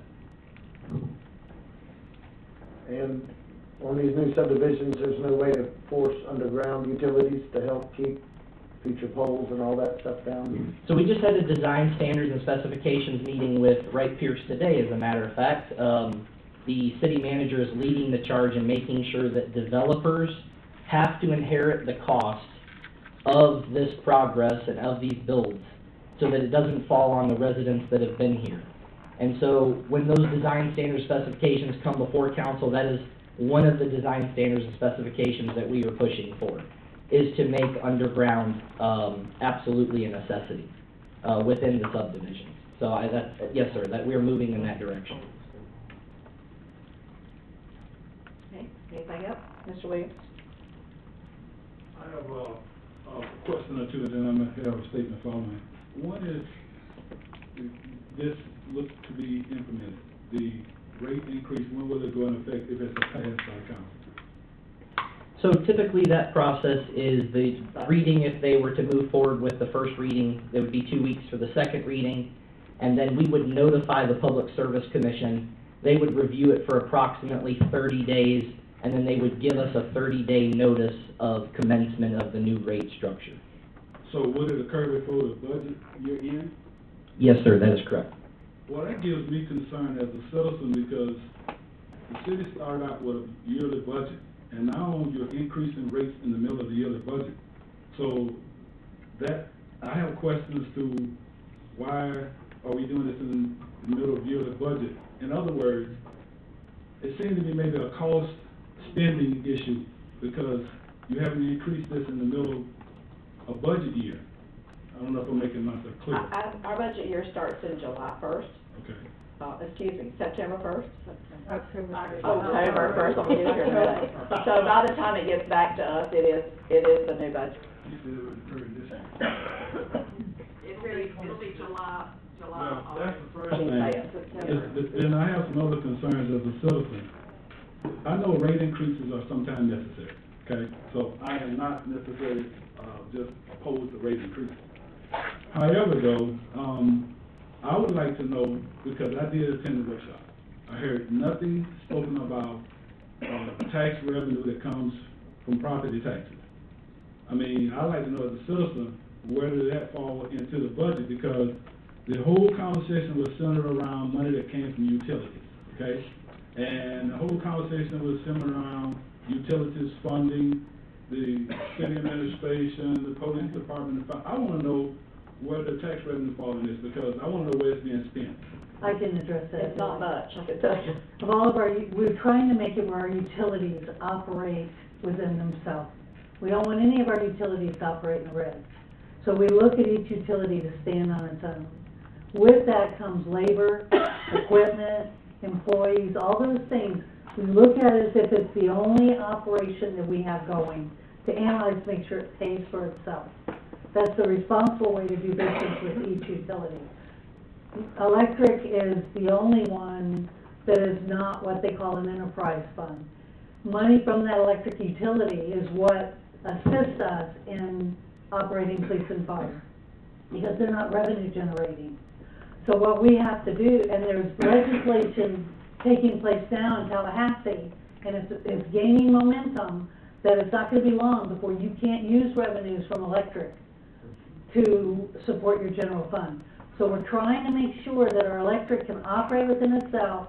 We're trying to bring all of this capital in that's not been done in a very long time, or planned for, and make this utility operate responsibly as an electric utility. So, mid-year, we brought in FMPA to help us analyze this utility to see where our weakness is. And of course, as you know, back October 1st, when our last budget was approved, we didn't have the economy we do now. So all of these things are being factored in, and we're trying to keep this as low as we can.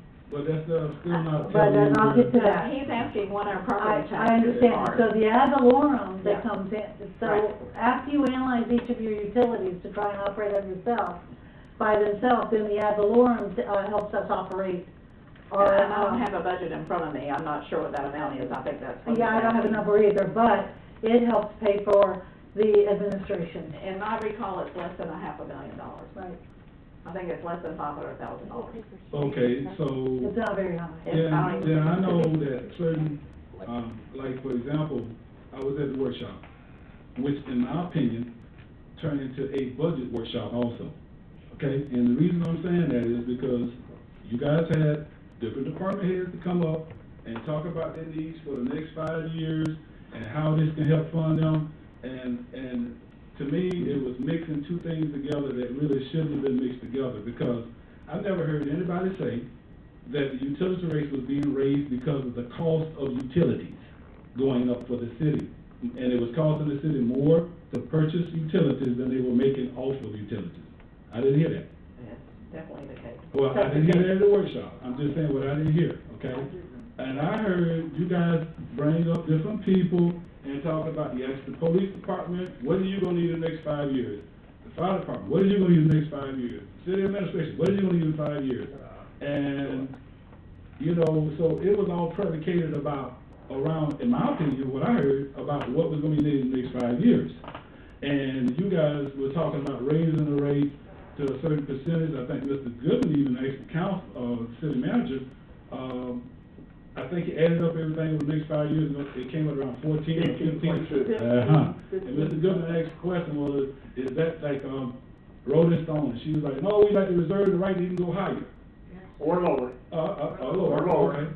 And I'm sitting here thinking, you know, what are we really raising the utility rates for? And if you're talking about projected costs for the police department and the fire department, which I know don't generate funds, I understand that. Then why don't you look at other ways to generate funds than instead of passing it on to the utility users of this community? For example, impact fees.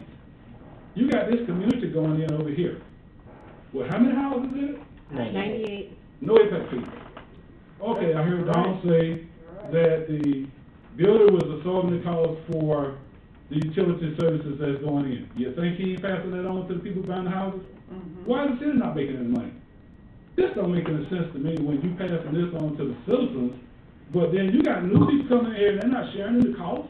We're paying for that. I don't get this. I agree with that, the impact fee. I just don't get this. And I think that there are people in this city, older people, who are struggling to pay their bills, and we know we're living in a difficult time. And y'all wanna put more on them by raising these fees and not looking at other ways. That's not fair to these people that can't afford it. I think impact fees definitely have to be on the table. I think the city administration needs to look at cutting costs, where they can cut costs. Another thing I heard that just puzzled me, the city manager talked about raises, or planner, somebody got to talk about raises at the workshop. And they were saying, well, because of minimum wage, we're gonna have to raise the people's rate. I get that. But then there was something that said, by default, because we raised their raise, everybody above it gotta get a raise increase too. Yep. Huh? I mean, you asking citizens to pay for all of this? Yep. Oh my gosh. I even tried to figure out, I called people and talked to, was it a way for the city to add like a 1% sales tax? I found out you can't do that. No, we've looked at that too. But I'm just saying, there's ways that need to be explored before you guys just start passing this stuff for the next 5 years that could go conceivably up or down.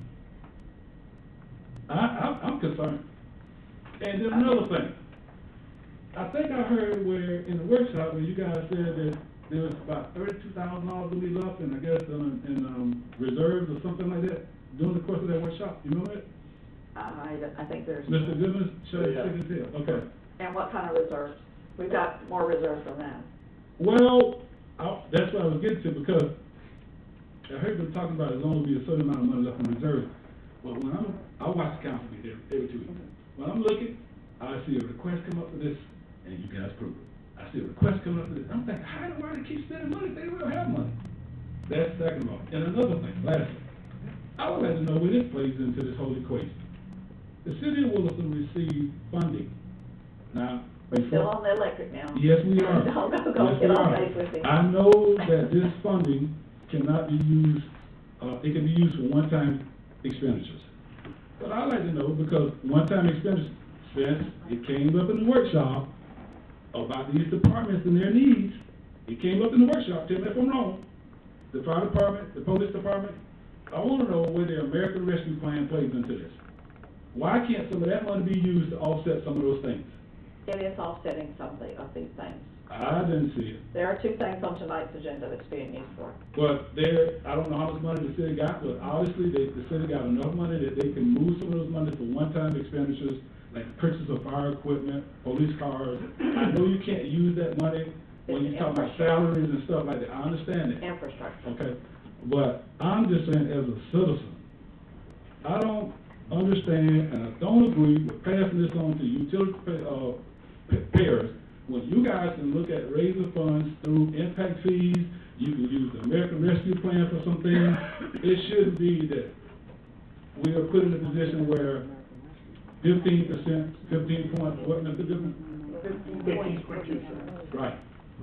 I just don't get it. That's my opinion. All right, thank you. Mr. Barber, I saw your hand. There is a slide addressing the cost just of electric. There's a slide, if you'll go up, Latricia. It's parts needed to maintain system that's becoming more expensive. Just the wire and cable. Do you know the page number right there? Right there. That's the slide. Just the wire and cable that's required for the transmission of power lines has gone up 204% since January. Just transformer costs have gone up 66%. And the cost isn't even the issue. The issue is we've operated as an electric utility where we've kept one transformer that's been duplicated in 15 locations, because if we need another one, that 2 go down, we can call and order one and get it a day and a half later. Those days are gone. When we're calling out, when developers that are interested in developing here in Williston are asking about how long are we out to get the infrastructure for them to build, some of these transformers are 200+ weeks before we can get them. So what we have to do in this capital funding is we have to look at the future and say, if we have a hurricane and 7 transformers go down, are we going to wait 200 weeks to restore power in the city of Williston? So then that means that this year I have to buy 7 or 8 transformers, to make sure that I have the infrastructure in place to put people back up with general services. So this isn't how we were doing things before. This is the economy dictating to the electric department what needs we have to provide basic services. So this is more about capital improvement than it is day-to-day expense. And when the budget was done last summer, leading up to October 1st, none of these conditions existed. None of this was forecasted. Not in any level of government with any utility. And as I stated, we have multiple utilities that are much larger than us and have greater resources and far greater reserves that are going back more than once this year to adjust the rate, to prepare for the storm season that's coming up. So my question for the citizens would simply be, do you want us to maintain that power, or do we want to wait 10, 12, 15 weeks for FEMA to come in and bail us out of a problem? That is a real potential outcome that we could have. Mr. Fuller, all you next, I'm sorry. I think it's a valid question, but the real question is, why can't the American Rescue dollars actually bail us out of this so-called emergency where we're short on things that are one-time purchases? But if you can get those transformers up to the place where they should be in terms of handling emergencies, then that's what we need to do, and that there needs to be a serious conversation about that. I agree with the rate increase right now, because that's actually needed.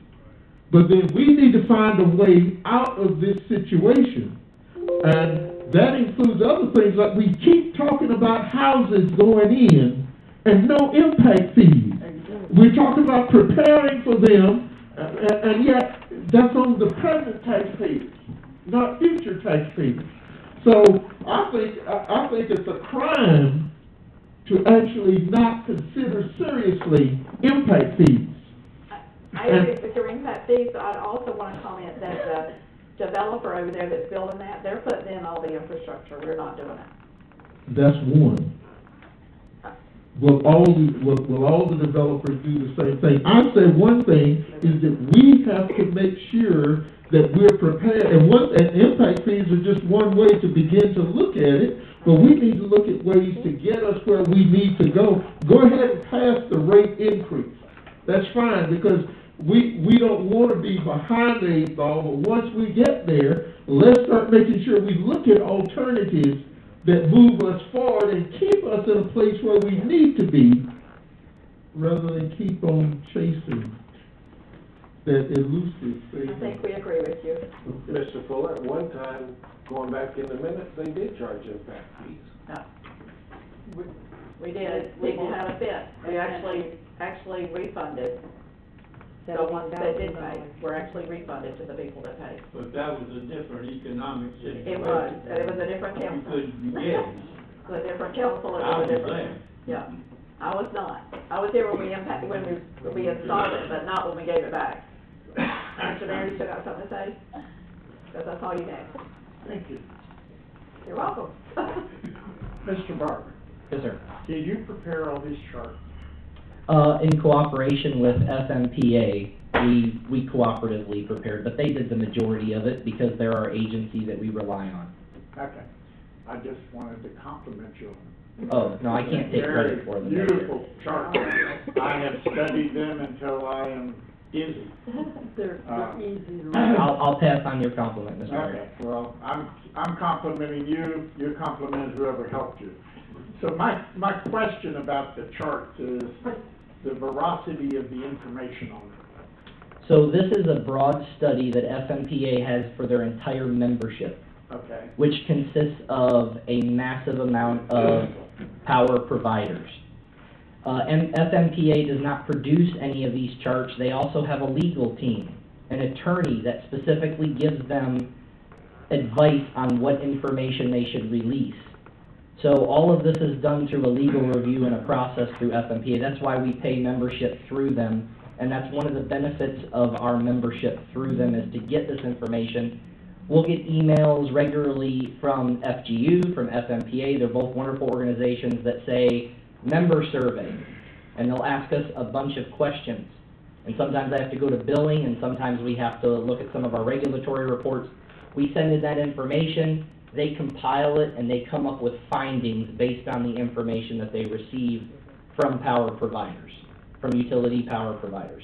And I wanted to mention about the funds that have been mentioned, the ARPA funds, the rescue funds. I want to lay that issue completely to rest because they cannot be used for electric. The federal government, in their guidelines and standards, and Mr. Bloom, our finance director, can back us up, they can qualify for water and wastewater, but when it comes to gas and electric, because we can run those and receive a profit that we don't necessarily have to reinvest directly, they can only be used for infrastructure in water and wastewater. And so I want to be very clear, it's not that we didn't come up with the idea of let's be good stewards of this money that we received from this act, it's simply not allowable. I cannot buy transformers with rescue money and prepare for the storm. It is not within the federal guidelines of the money that was provided. Thank you very much for that clarity. I'm sure there's those that were... Yeah, I understand that, but there are ways that money could be used to offset some other costs that the utility department is deemed trained to cover, and that was my point. I understand about rate increases, I'm not against it, I'm just trying to be fair. You're talking about the capital equipment Yes, needs. yes, and that could offset some of the costs that's coming out of utility. You know, and impact fees can help offset some things, and that's what I'm saying. I understand that you know, you're in a place where you, and I said I wasn't against utility rate increase in the beginning. I'm not, and I understand it may be necessary, but I'm talking about, like Mr. Fuller said, looking down the road here, you know. And when I was in the workshop, being quick, I heard things like pay increases and different things, which is more of a budget workshop, shouldn't even been brought to that workshop. That's my opinion. Well, the things too, as Ms. Gorman just alluded to a while ago, when it comes to the money that we transfer from the utility fund to the general fund, they pay for police, they pay for fire, they also pay for recreation, for parks and recreation, they pay for streets and roads. So none of those are generating, revenue generating. So it's not just police, and yes, we do need to know whether we can run those departments or not. So it does sort of become a budget issue. But the utility department is making money. Right now. Barely. Barely. But it's Right making now. enough money that it can fund those other areas. And I get that, okay? And when you start talking about things that's needed in the future, now you put more demand on the utility department. Yeah. And I'm saying, can we do other things? If there's other avenues? That was my question. Like impact fees, American Rescue Act money, maybe streamlining the administration some way, you know what I'm saying? You know, because going back to the developer, yes, he has to pay for that, but he's gonna pass that on to the homeowners. It's not coming out of his pocket. That's not the current residents though. Yeah, no. That's the new homeowners. Right, but it's still gonna cost the city because at a certain point, we turn over to the city to maintain that area. That's true. Okay, any other comments? I don't know that we've had a motion in a second. We've had lots of discussion. Yeah, you knew it's gonna be a good one, huh? Wait to get the next one. All right, so this is the first reading as presented tonight for ordinance 2022-698 that has to do with the electric utility rate making by resolution. We entertain a motion after all this discussion.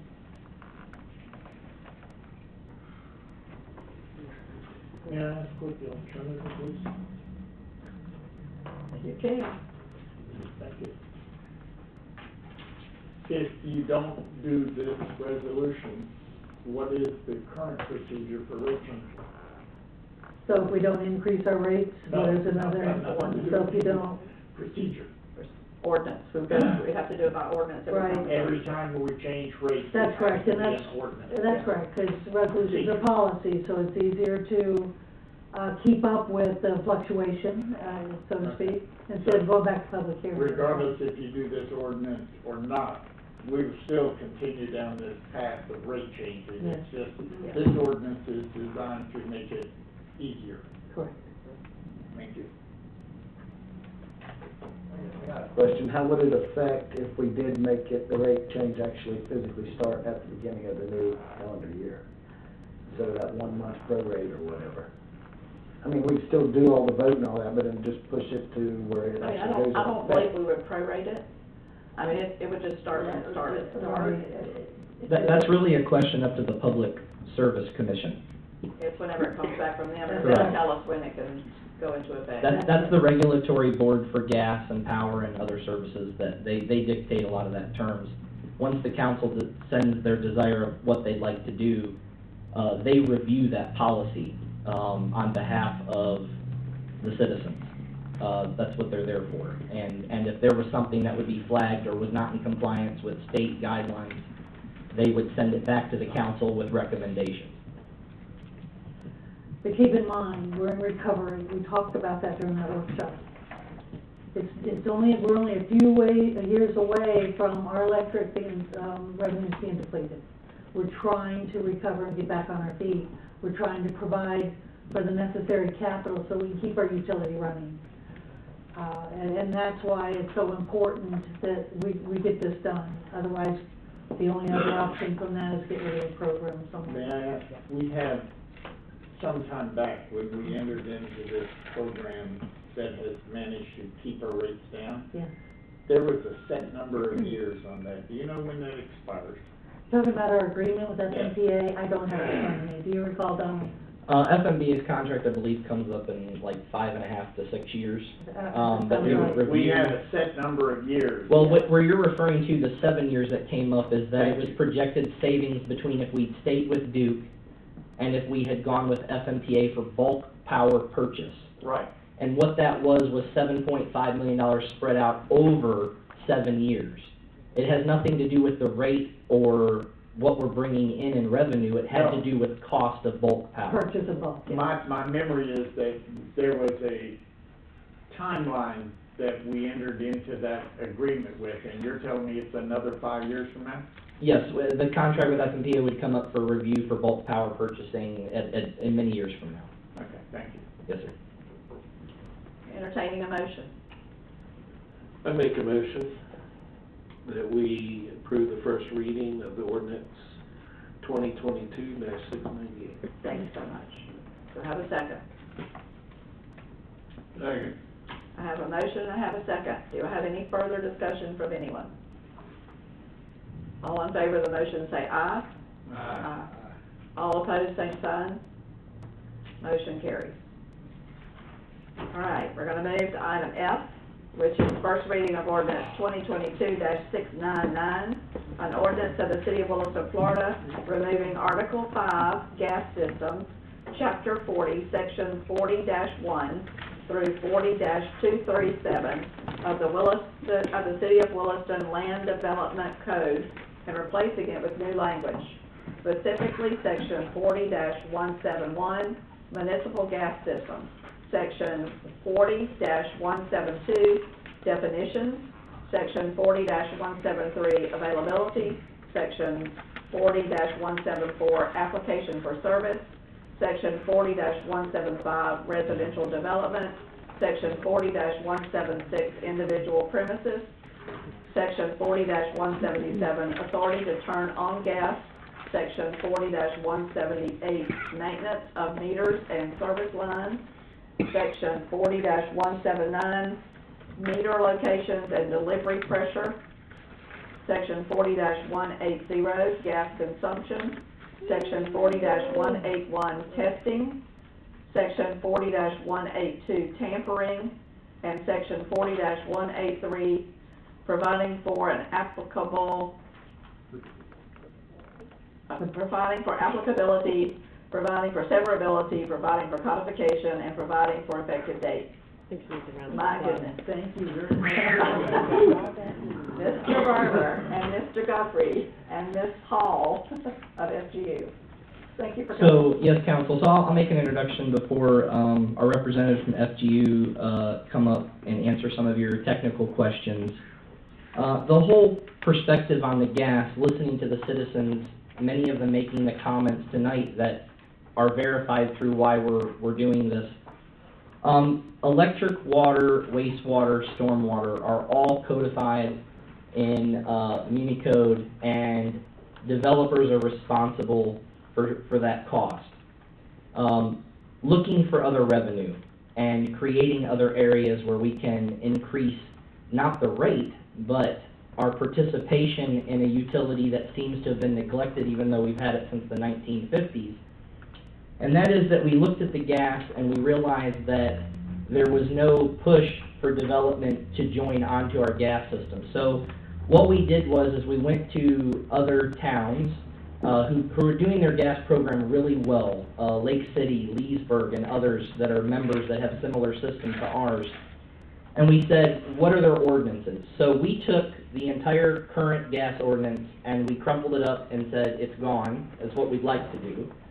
And we started from scratch. And FGU was a great partner in going through many drafts and looking at where we could protect the city of Williston and belay the cost of gas development on the developer and not ever make it to where the current citizens that were already here participating with our city would have to pay for those systems to be built to provide new citizens gas and then have to wait years to recoup the cost. So that's one of the things that the new ordinance does. Gas is also slightly different in rates in that because it's seasonal, we didn't adjust the rate per se. That's really driven by the market. We wanted to really understand that the connection charge was where we needed to be at as far as a change and looking at where other utilities were. And so I'm going to go ahead and turn it over to Mr. Tom Joffrey, and he can kind of go over a little bit about that, answer some of your questions. You have some comparison charts. I laid out earlier, it was asked, well, what are our current rates? So I provided that, and I'll turn it over to him. Thank you very much. My name is Tom Jeffrey. I'm the General Manager and Chief Executive Officer for Florida Gas Utility. With me tonight is not Katie Hall, but instead Laura Guy Rice. She's our Finance Manager. So it's a pleasure to be here tonight before you. As Mr. Barber just said, you know, we helped the city develop the new proposed ordinance, what is this called? It is an Ordinance, yeah, yes. Thank you. Mm-hmm. There's a couple of sections in here, I think, that he alluded to that I'd like to just expand upon. One is the language he was talking about is 40-175 residential developments. And that's where we put the cost onto the developer. If they're developing more than 3 units, which any developer would be doing a lot more than that. And they have to put in at least 90% of the homes have to have natural gas, and they have to have a minimum of 3 appliances. And that would be, that's what this ordinance suggests that you would do. This puts the burden on the developer. He will pass that cost along to the new homeowners, right? And that means that the city doesn't pay for any of the upfront costs of putting in the infrastructure, et cetera. As these new consumers use the gas and pay you for that, they're paying for the maintenance of that particular area and some of the other areas around the system as well. So, I've been with Florida Gas Utility almost 10 years, and this is one of the first places I came to look at rates, and you have not changed rates since I've been here. So it's been about at least 10 years, and maybe, I don't know, you probably know. 12 years, actually. 12 years, a lot longer, okay? So right now your gas system is not making any money. It's losing money. And that's just on the direct costs. You're not collecting any money for capital improvements or for any expansion or anything along those lines right now.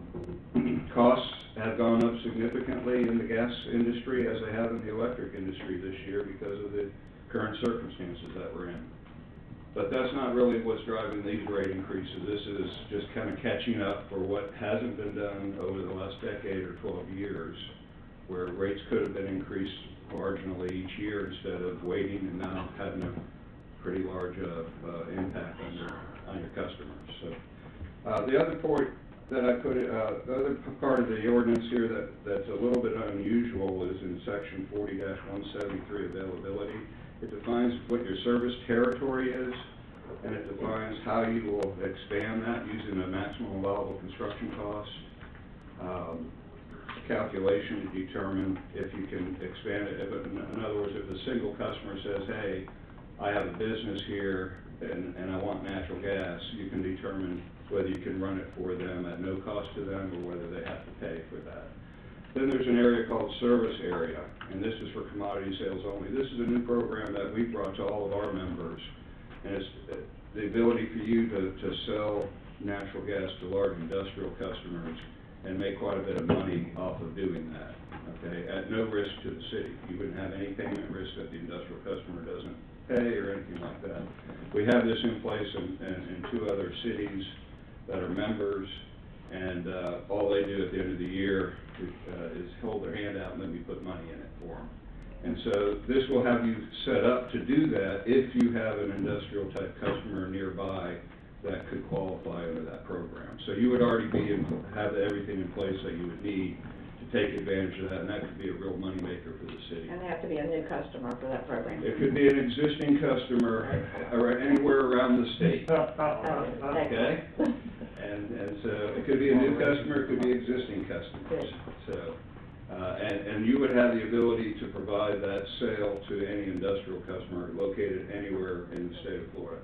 Now, a lot of regulations have to be, complied with, and tax attorneys and other attorneys all have to sign off on that. But it is happening. We are doing that today in the state of Florida, and we want you all to be prepared. So if there's an opportunity, you can take advantage of that right away. Talk a little bit about where you are if you approve the rate increases. That was on the last 3 or 4 pages of the package. We do this all the time for our members. We compare not only to other members of ours, but also to the investor-owned utilities, which is, if you're working from the left-hand side, is the first 4 companies: Central Florida Gas, Florida Public Utilities, I think that was it. People's Gas System, and Florida City Gas. I can't see what you're seeing. Are you gonna start, which? So this is the residential services, Okay, yeah. correct. So the first 4 are investor-owned. Their rates are fully regulated at the Florida Public Service Commission. They have no ability to change rates on their own. They have to go make a huge filing. I've done it many times in my career, and the Public Service Commission will take action on that. For natural gas, you have all that power, as you know, to change the rates.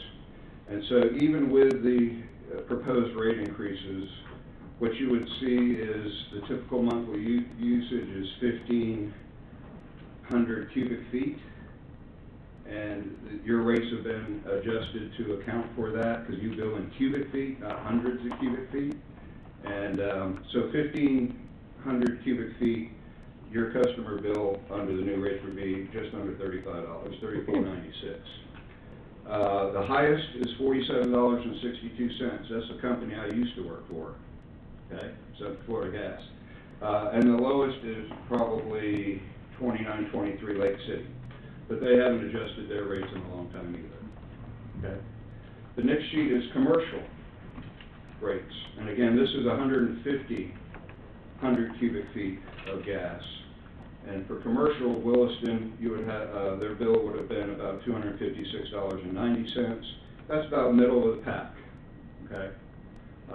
Some are lower, some are higher, but that would put you as far as comparing to other utilities in the middle of the pack. And so we felt like the rate adjustments that were being proposed are necessary because you're not recovering your current costs to operate with just the natural gas system. And everything that is done in the natural gas system is required by regulation. And you have a safety audit every year. Are you under ongoing that? Which is started Monday and we're right in the middle of. Right. And they review everything to make sure you're in full compliance with the regulations. And if you aren't, they write you up as a violation. If you're given a certain amount of time to correct that. If you don't, you're going to get fined. And then you still have to correct it.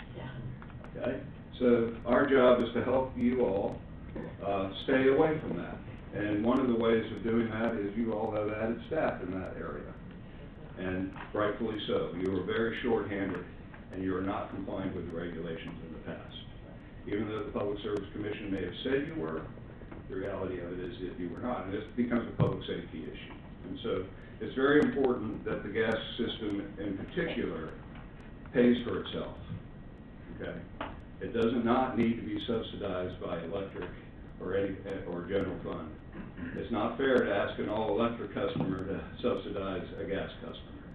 And so we believe that while this is a big increase, it's basically a result because you haven't changed the rates in so long. And we think that this is appropriate to do. We think these ordinances put you right in place where you need to be so that you can keep your system safe, comply with all the regulations, and put the cost burden where it belongs on the new development, which is with the developer. So I'll be happy to answer any questions that you might have. A town like ours, what's like, where you're servicing, what's kind of like the average bill for a consumer? For a town like yours? Yes. Stark, Palatka, Roughly, yeah. the Funiac, they're all on that chart, so you can take a look and see what a residential customer would pay. So like Stark, they'd be at $31.39 versus your $34.96, so they're about $3 less. Okay. Palaka's a little bit higher, about $2 higher, and the Funiac is right about the same as yours. Okay. But those systems are roughly the same size as yours. Okay. You were speaking and you said that, I'm aware of the rule of 3 appliances in order to get gas, but did you earlier not say that in the new developments, every home would be required to get gas? 90%. Okay, 90% of the new developments would be required to get gas. Of those 90%, they must have 3 appliances. 4 is what I heard him say. Three appliances. Okay, thank you. It says The water heater, 3 furnace, appliances. and the cook. That's all. First, one counts as, even if it's one thing, it counts as 2. I'm sorry? You said a furnace and a cook. And a range or. And a range cooktop. Yeah. So if it's combined, it still counts as 2 Yeah. then? Yeah, it's, the range of it is 1 unit. Yeah. Okay. So my question is, what we're saying is that any new development, 90% of it must have gas, and of those, each one must have 3 appliances to qualify for gas. Correct. Is that accurate? That is accurate, to qualify to receive a To rebate. receive a rebate, thank Correct. you. Yes. That's what I was trying to Sorry. get to. Yes. That makes me feel. And they can put more actually- appliances in, but they have to at least put those, a water heater, a furnace, and a cooking And equipment. Mr. Mayor, if I may explain that process with the rebate. Let me just finish because I might lose my mind. If you only have 2 appliances, you want to have a gas range, because every good cook wants a gas range, I'm Correct. told. I'm not a good cook. If you want to have a gas range and you want to have a gas hot water heater, you can still get gas even if you don't have the 3rd appliance. That's my Correct. question. That's where I'm going here. The developer would not receive the rebate. The developer wouldn't receive the rebate, but the Right. gas is still available. And if the people in the homes, for whatever reason, some people are afraid of gas. That's correct, that's why only 90%. If the people do not reach the 90%, the only negative thing is the developer doesn't get the rebate, No, correct? I believe he also pays you a penalty, for the number of units that are below 90%. Okay, now I'm getting some clarity. Does he get I'm sorry, extra? Mr. Barber, go ahead. No, I just wanted to explain the rebate program. That was something that actually came up in the budget, and it's actually budgeted in the gas department. And the purpose of the rebate is that if you take a gas range and you take an electric range, the rebates are figured out to basically be the cost difference. So someone says, well, yeah, I would like to have gas, but I don't want to spend more on the gas stove. The rebate provides that difference to where it had been the same if they had spent the lower cost item on the electric stove. So that's typically what the rebates work out to be, and that's why they're structured that way. Very instructive, thank you. I'm done. Is there more of a rebate if you did a fourth, like the dryer? If it's one of the qualifying appliances that is under your program for rebates, yes, they would get that rebate as well. So we have multiple options, and you just have to pick 3 of them. And one of the main reasons, as Donald said, is it equalizes the cost. And it's really to the developer, the builder, right? Because that's what they're looking at, is the builder is a low cost, and they want low cost. So it's really designed to take into account that you have to run gas piping to each appliance.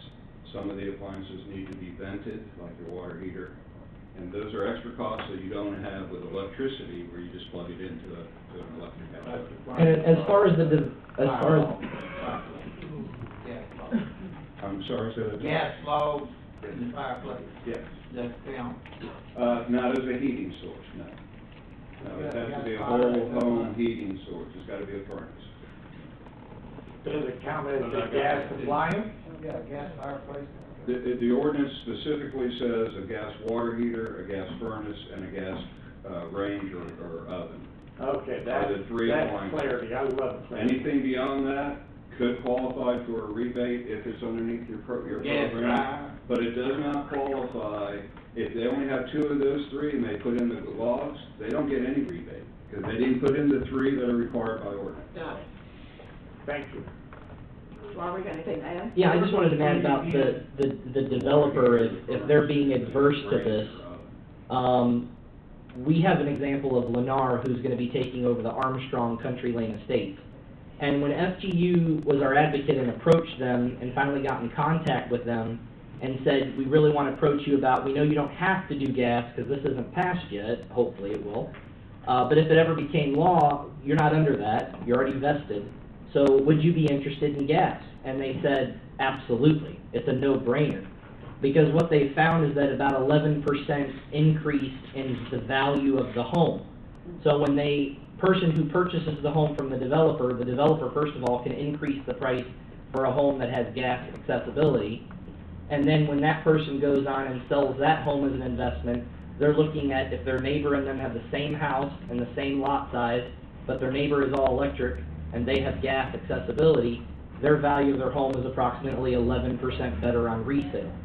So the developers are actually for this because they can actually get the profit, more than the profit of what these alterations that were mentioned back out of the price of the home, which also, of course, helps the city because the assessed value then increases as well. So in your ordinance, I'm with the mayor on this, where does it say that this is an incentive only and not required to be 70%? Well, as was mentioned, it is required. Yeah. And what we're saying is there's a penalty involved. So if the developer decides not to meet the 90% threshold, they would understand there's a penalty. The purpose of that penalty is to mitigate the loss of revenue for the city side, because those 3 appliances that were picked are your highest generating, usability of gas. So that's why that penalty is there, is to mitigate the loss of revenue that we would have long term. You want to build that in. This is becoming an industry standard. I mean, I'm a gas user, so I ain't got a problem with using gas. But I don't know how we can demand that they use 90% or pay a penalty. Well, keep in mind, this is for a developer, over 3 units. So if an individual comes and does a home build, or you are a current resident and you want to say, I want to add a gas appliance, that rebate program can still be applied to you if that's what the council wishes. Y'all are going to set and establish what those parameters are. So if a current resident says, I currently have a stove, and I want to do a generator in case of a hurricane, will you qualify that as part of a rebate? The difference between an electric generator and a gas generator, that's up to the council. You guys will determine what that rebate program becomes, and you can pass that either by ordinance and change a section of that and add it to it, or you can do it by resolution. So that those caveats would be up to y'all as to what you believe would best suit the residents. It's the 90% that's hitting me in the head. It's Country Lane Estates. If you look at it, 98 homes. It's approximately 89 of the homes have to have the 3 appliances. The developer has given us, where they're under no obligation, they have given us no indication that that's an issue. As a matter of fact, they're probably going to beat that threshold. And that's a developer that doesn't have to cooperate. We didn't just come up with 90%. That's standard with most of these companies that do this. They require, even the investor owns, they enter into a builder agreement or developer agreement, and in there they specify at least 90%. And 90% is where the industry in Florida at least has settled. Leesburg has this almost identical ordinance, has for years and years and years. No issues with any of the developers. I mean, I think gas is wonderful, and yes, I wanted to make money. We would have gotten it in our, we would have gotten it in our subdivision, but at the time, according to our builder, it was not something that the council had them put in. He would have done it. Well, I got it in my subdivision, and it only took 12 years. Better than 13? Yes, amen. I'm happy to finally see it. Okay, so here we are with ordinance 2022-699. Are there any other questions? I see a hand, Ms. Beagle.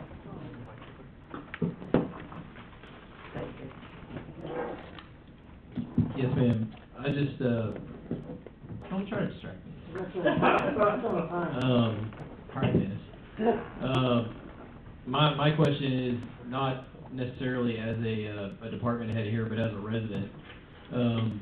We've already passed the electric bill for the 8.9% increase, and now it looks like we're increasing gas.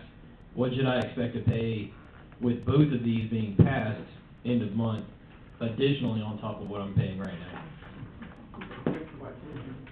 How many kilowatts do you use? Yeah, it all depends on how much you use, gas or electric. Mr. Barber, you have any idea what a normal household? So, if you're at 1,000 kilowatt hours on your electric bill, which is the standard in the town, you're looking at about an $8.90 a month increase. With the base meter charge going from 6 to 10, there's $4 there on your bill. And with the rate increase, you're looking probably at about between $11 and $14 on the gas. So total, a month, if you combine the two figures, that would be the answer to that question.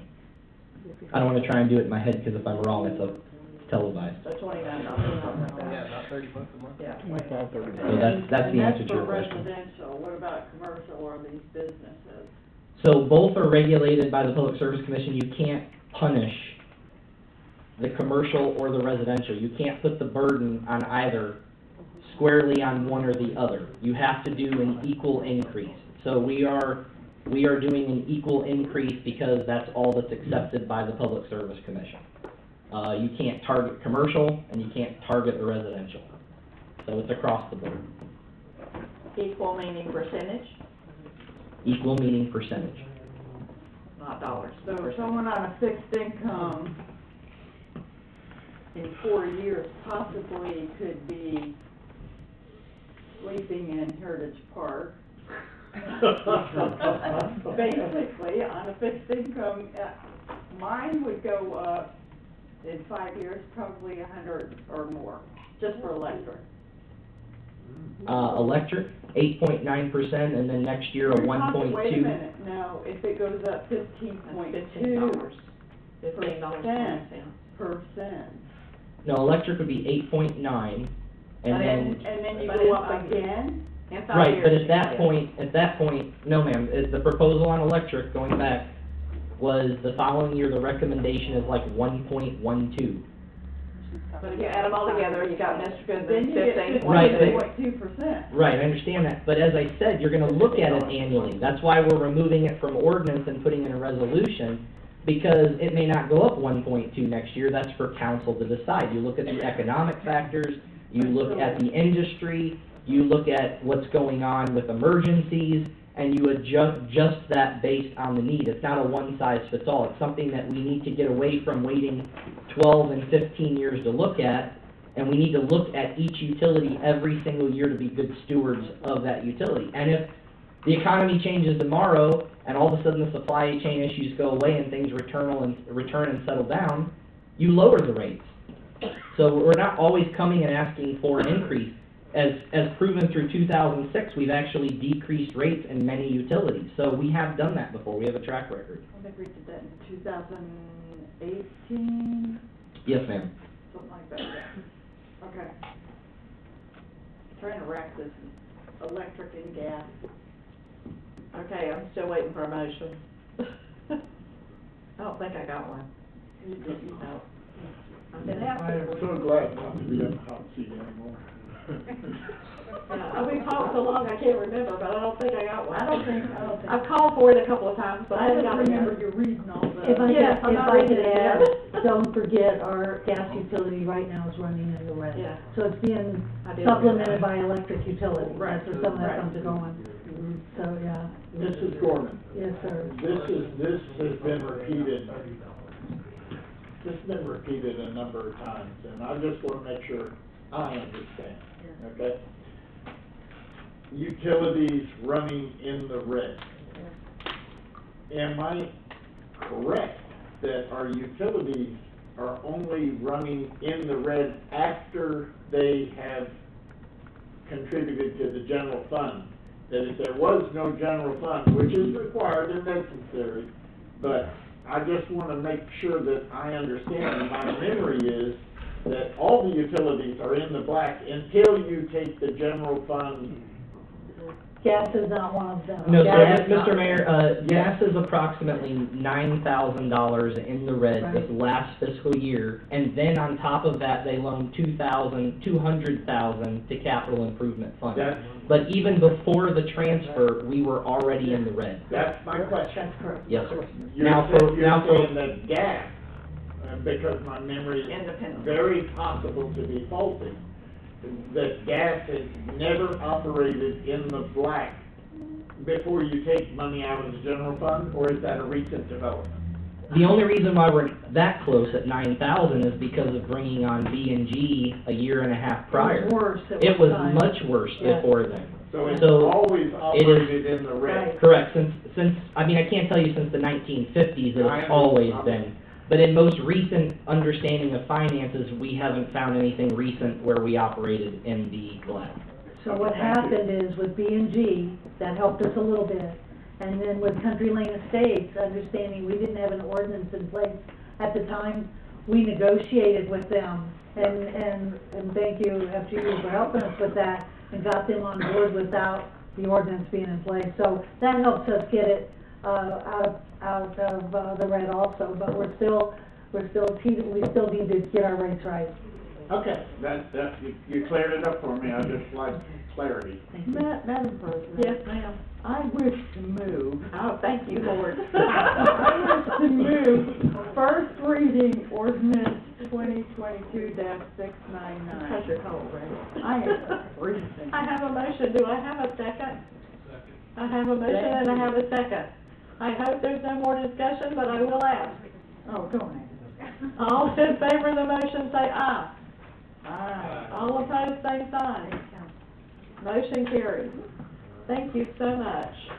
Okay, it looks like we didn't move L and M up far enough because he's still waiting with us and has to travel home. But we're now moving to L because we moved it. And this time we have discussion with possible action, proposal for engineering services, Florida House Bill 53, unfunded mandates for stormwater and wastewater needs analysis. Mrs. Gorman. Yes, and, sorry, Walt Nichols This is here from Wright Pierce, to explain this to you. Basically, we have an unfunded mandate from Tallahassee to, it was a bill signed into law in 2021 requiring each provider of stormwater and wastewater management services to develop a 20-year infrastructure needs analysis. And it has to be updated every 5 years, and the deadline, for us is June 30th of this year to get this done. So I'll let Walt take it from here if you don't mind. Yeah, you pretty much outlined it. It was, House Bill 53 had two components to it that basically mandated all municipalities, counties that have to submit this needs analysis. There's two of them, one for stormwater and another for wastewater. And so they have, it's kind of given the Office of Economic and Demographic Research, or EDR, they've been tasked with overseeing this program. So they have issued their requirements of what we need to do or your communities need to do to report to them. So they've created this template, and the template is basically, they want to know, you know, what is your planning for both stormwater and wastewater? What is your planning purposes? What's your objectives? What is the inventory of your system? So you quantify stormwater systems, it's, you know, length of pipe, length of ditches, swales, pump stations, treatment basins, water quality basins.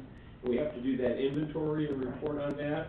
We then need to do an assessment of that, look at what you're spending for operation and maintenance for the current system, looking at where you need to expand that, where you may expand it, where it needs to be expanded, and how that's going to be funded. So we need to look at both a 5-year history, a current, and then look to the future in 5-year increments for the next 20 years. We have to do that both for stormwater and wastewater. So, and yeah, the requirements for stormwater and what they call the template was issued several months ago. That's been out there. Wastewater, it's only been a few weeks ago where they issued the official template. It's been in a draft form, but so everybody's kind of under the gun. Williston's not any different than a lot of communities right now. Let me add to that a little bit. You know that they're doing our master plan. So a lot of the wastewater information's done, but this is requiring even more than what our master plan is asking for. So, and we also have the Jones Edmonds stormwater master plan that was done in 2018, 2017, somewhere around that. But it's not comprehensive enough. So that's why we've asked our engineers to get on this and help us get this information to the county. And we have 2 separate proposals. We look at them separately. They're 2 separate submittals. Yeah, we have a lot more information on the wastewater, though it is a little bit more complex what we need to do.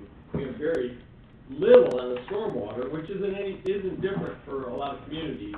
But we're working, you know, Don and the staff are going to be working with us to help create that inventory quickly, the most efficient way we can do that. So we're going to be relying on a lot of your knowledge and what you have in the system to try to do this inventory quickly and efficiently. So we have 2 different ones, but yeah, we have a lot more information on sanitary, but it needs more information. We've got your GIS system is set and ready to go. The Jones Edmonds stormwater was done for a different purpose, so it's at a different level. So, you know, we're going to use some of that, but we still need to dig down to a little bit. And I see according to our packet that the wastewater is $19,300 not to exceed. Yes. And the stormwater is not to exceed $25,500. And ARPA funds are to be used for both of those. That's correct. And the deadline is June 30th. We need to upload this. Well, we need to submit this to the county by June 30th. Really? The county is been tasked, each county is tasked, the communities within their county, they have to collect all that. They have 30 days to do that, and then 30 days later, they submit this to EDR. Okay. So there's a lot going on. The deadline is coming, and it's June 30th. So we're going to be jumping on this right away. We're going to set a date after this meeting to when our first meeting is, but we're going to be jumping on this quick. But it is an unfunded mandate. Everyone needs to do it, and it's an unfortunate thing that it was unfunded, but you do have the ARPA funds for this. Okay. Any questions? Entertain a motion for the proposal for Wright Pierce for the unfunded mandate from House Bill 53 for stormwater and wastewater.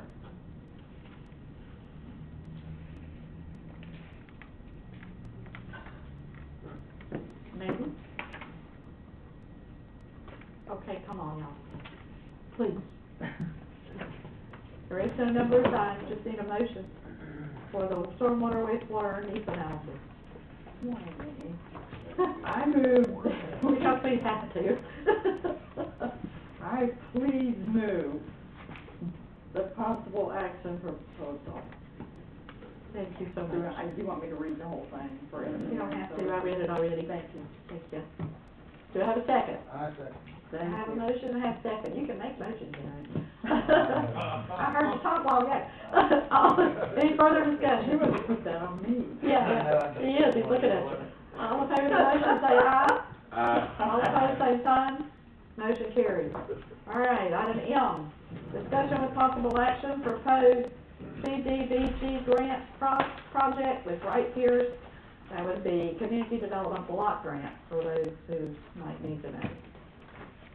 Yes, and I'd like to give you an update on that. Yes, please. Right, we are working on the design. It was a CDBG FY 2023 project, in which the primary project was to replace lift station number 4, which is in the northeast quadrant of the city. And when we pick that, you typically get about $700,000 a year. And that project, we could do for less than that. The total replacement of the lift station is very much needed. And in your packet, on the cover of that is lift station 4. Half of the right of way, a little bit, possibly outside the right of way. We're still working on that right now. But we're going to replace that. We saw we had additional funds, so what we wanted to do is, with that, there was a need for your lift station number 6 to provide a backup generator. So we thought that would be the project, and we came to you about 2 months ago on that, and you've authorized us to start the design, and we're working on the grant with Fox Enterprises. As we're putting the grant together and working with Fox Enterprises, we found lift station 4 service area has a certain number of homes that will benefit, that will meet the low-income threshold. Lift station 6 has a bigger area. Unfortunately, it's within your service area, but a lot of it is not within the city limits. So what happens is you don't get all the points that you want to get if you're going to do the backup generator at lift station 6. Unless we annex. Yeah, that wouldn't happen. And the deadline for the grant. We'll have it in time, anyway. Yeah, so if we're on slide 2, I just kind of give the key facts of the block grant. There's a couple items here. The grants are awarded by the highest ranking, by the highest number of points. That's who's going to get the grant. So of all the communities submitting in, you want to go maximize your points. You typically get about $700,000 is what you can expect on a grant round. They have a lot of different needs, but it's got to meet low income requirements for the area. For us to get the most points, we need to benefit 78 homes. And that's where we had that shortfall. We've got about immediately 25 at lift station 4. The balance was lift station 6. But we weren't going to get those points because they were outside. So, and another thing is being shovel ready. We are moving very quickly to have a design done, so that we say our plans are done, we're going to submit for permits when the grant application is closed, so you'll be shovel ready and ready to go. We're going to meet that. But we weren't meeting that 78 homes. So on slide 3, next slide.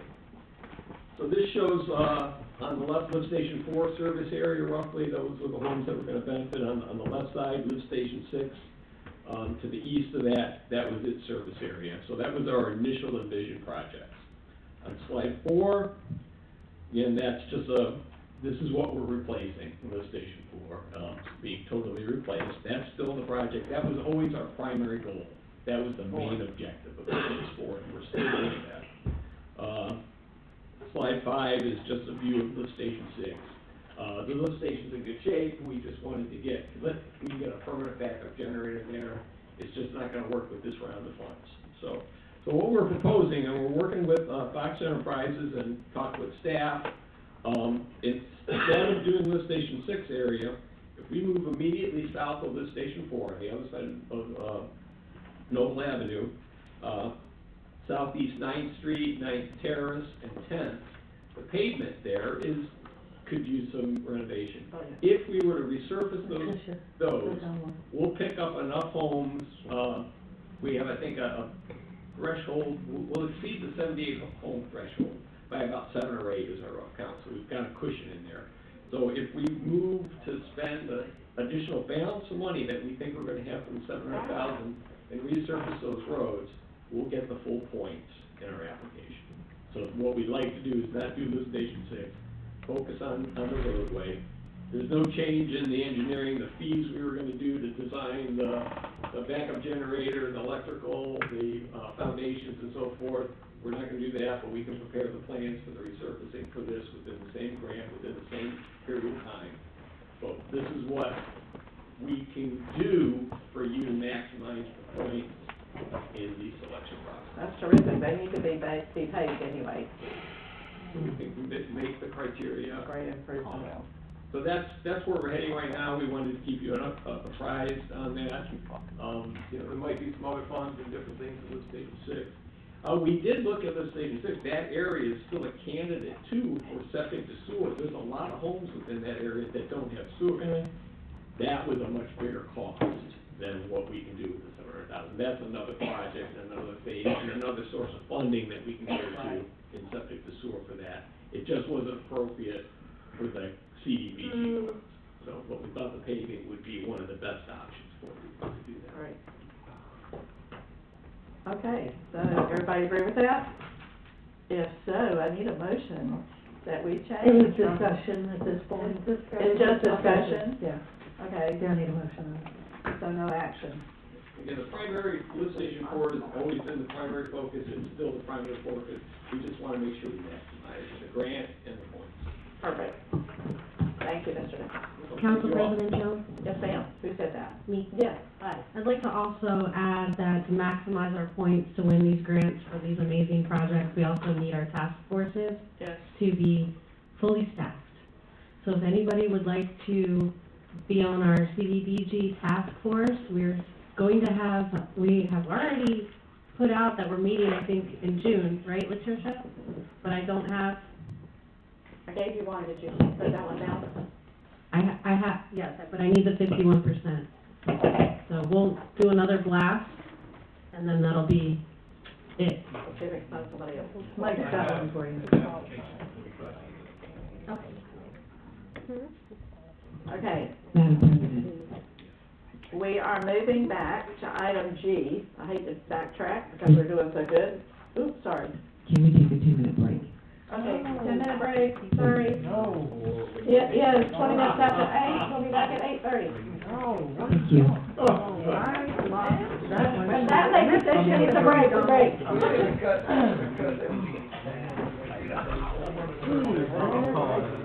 No, what, whoa, no,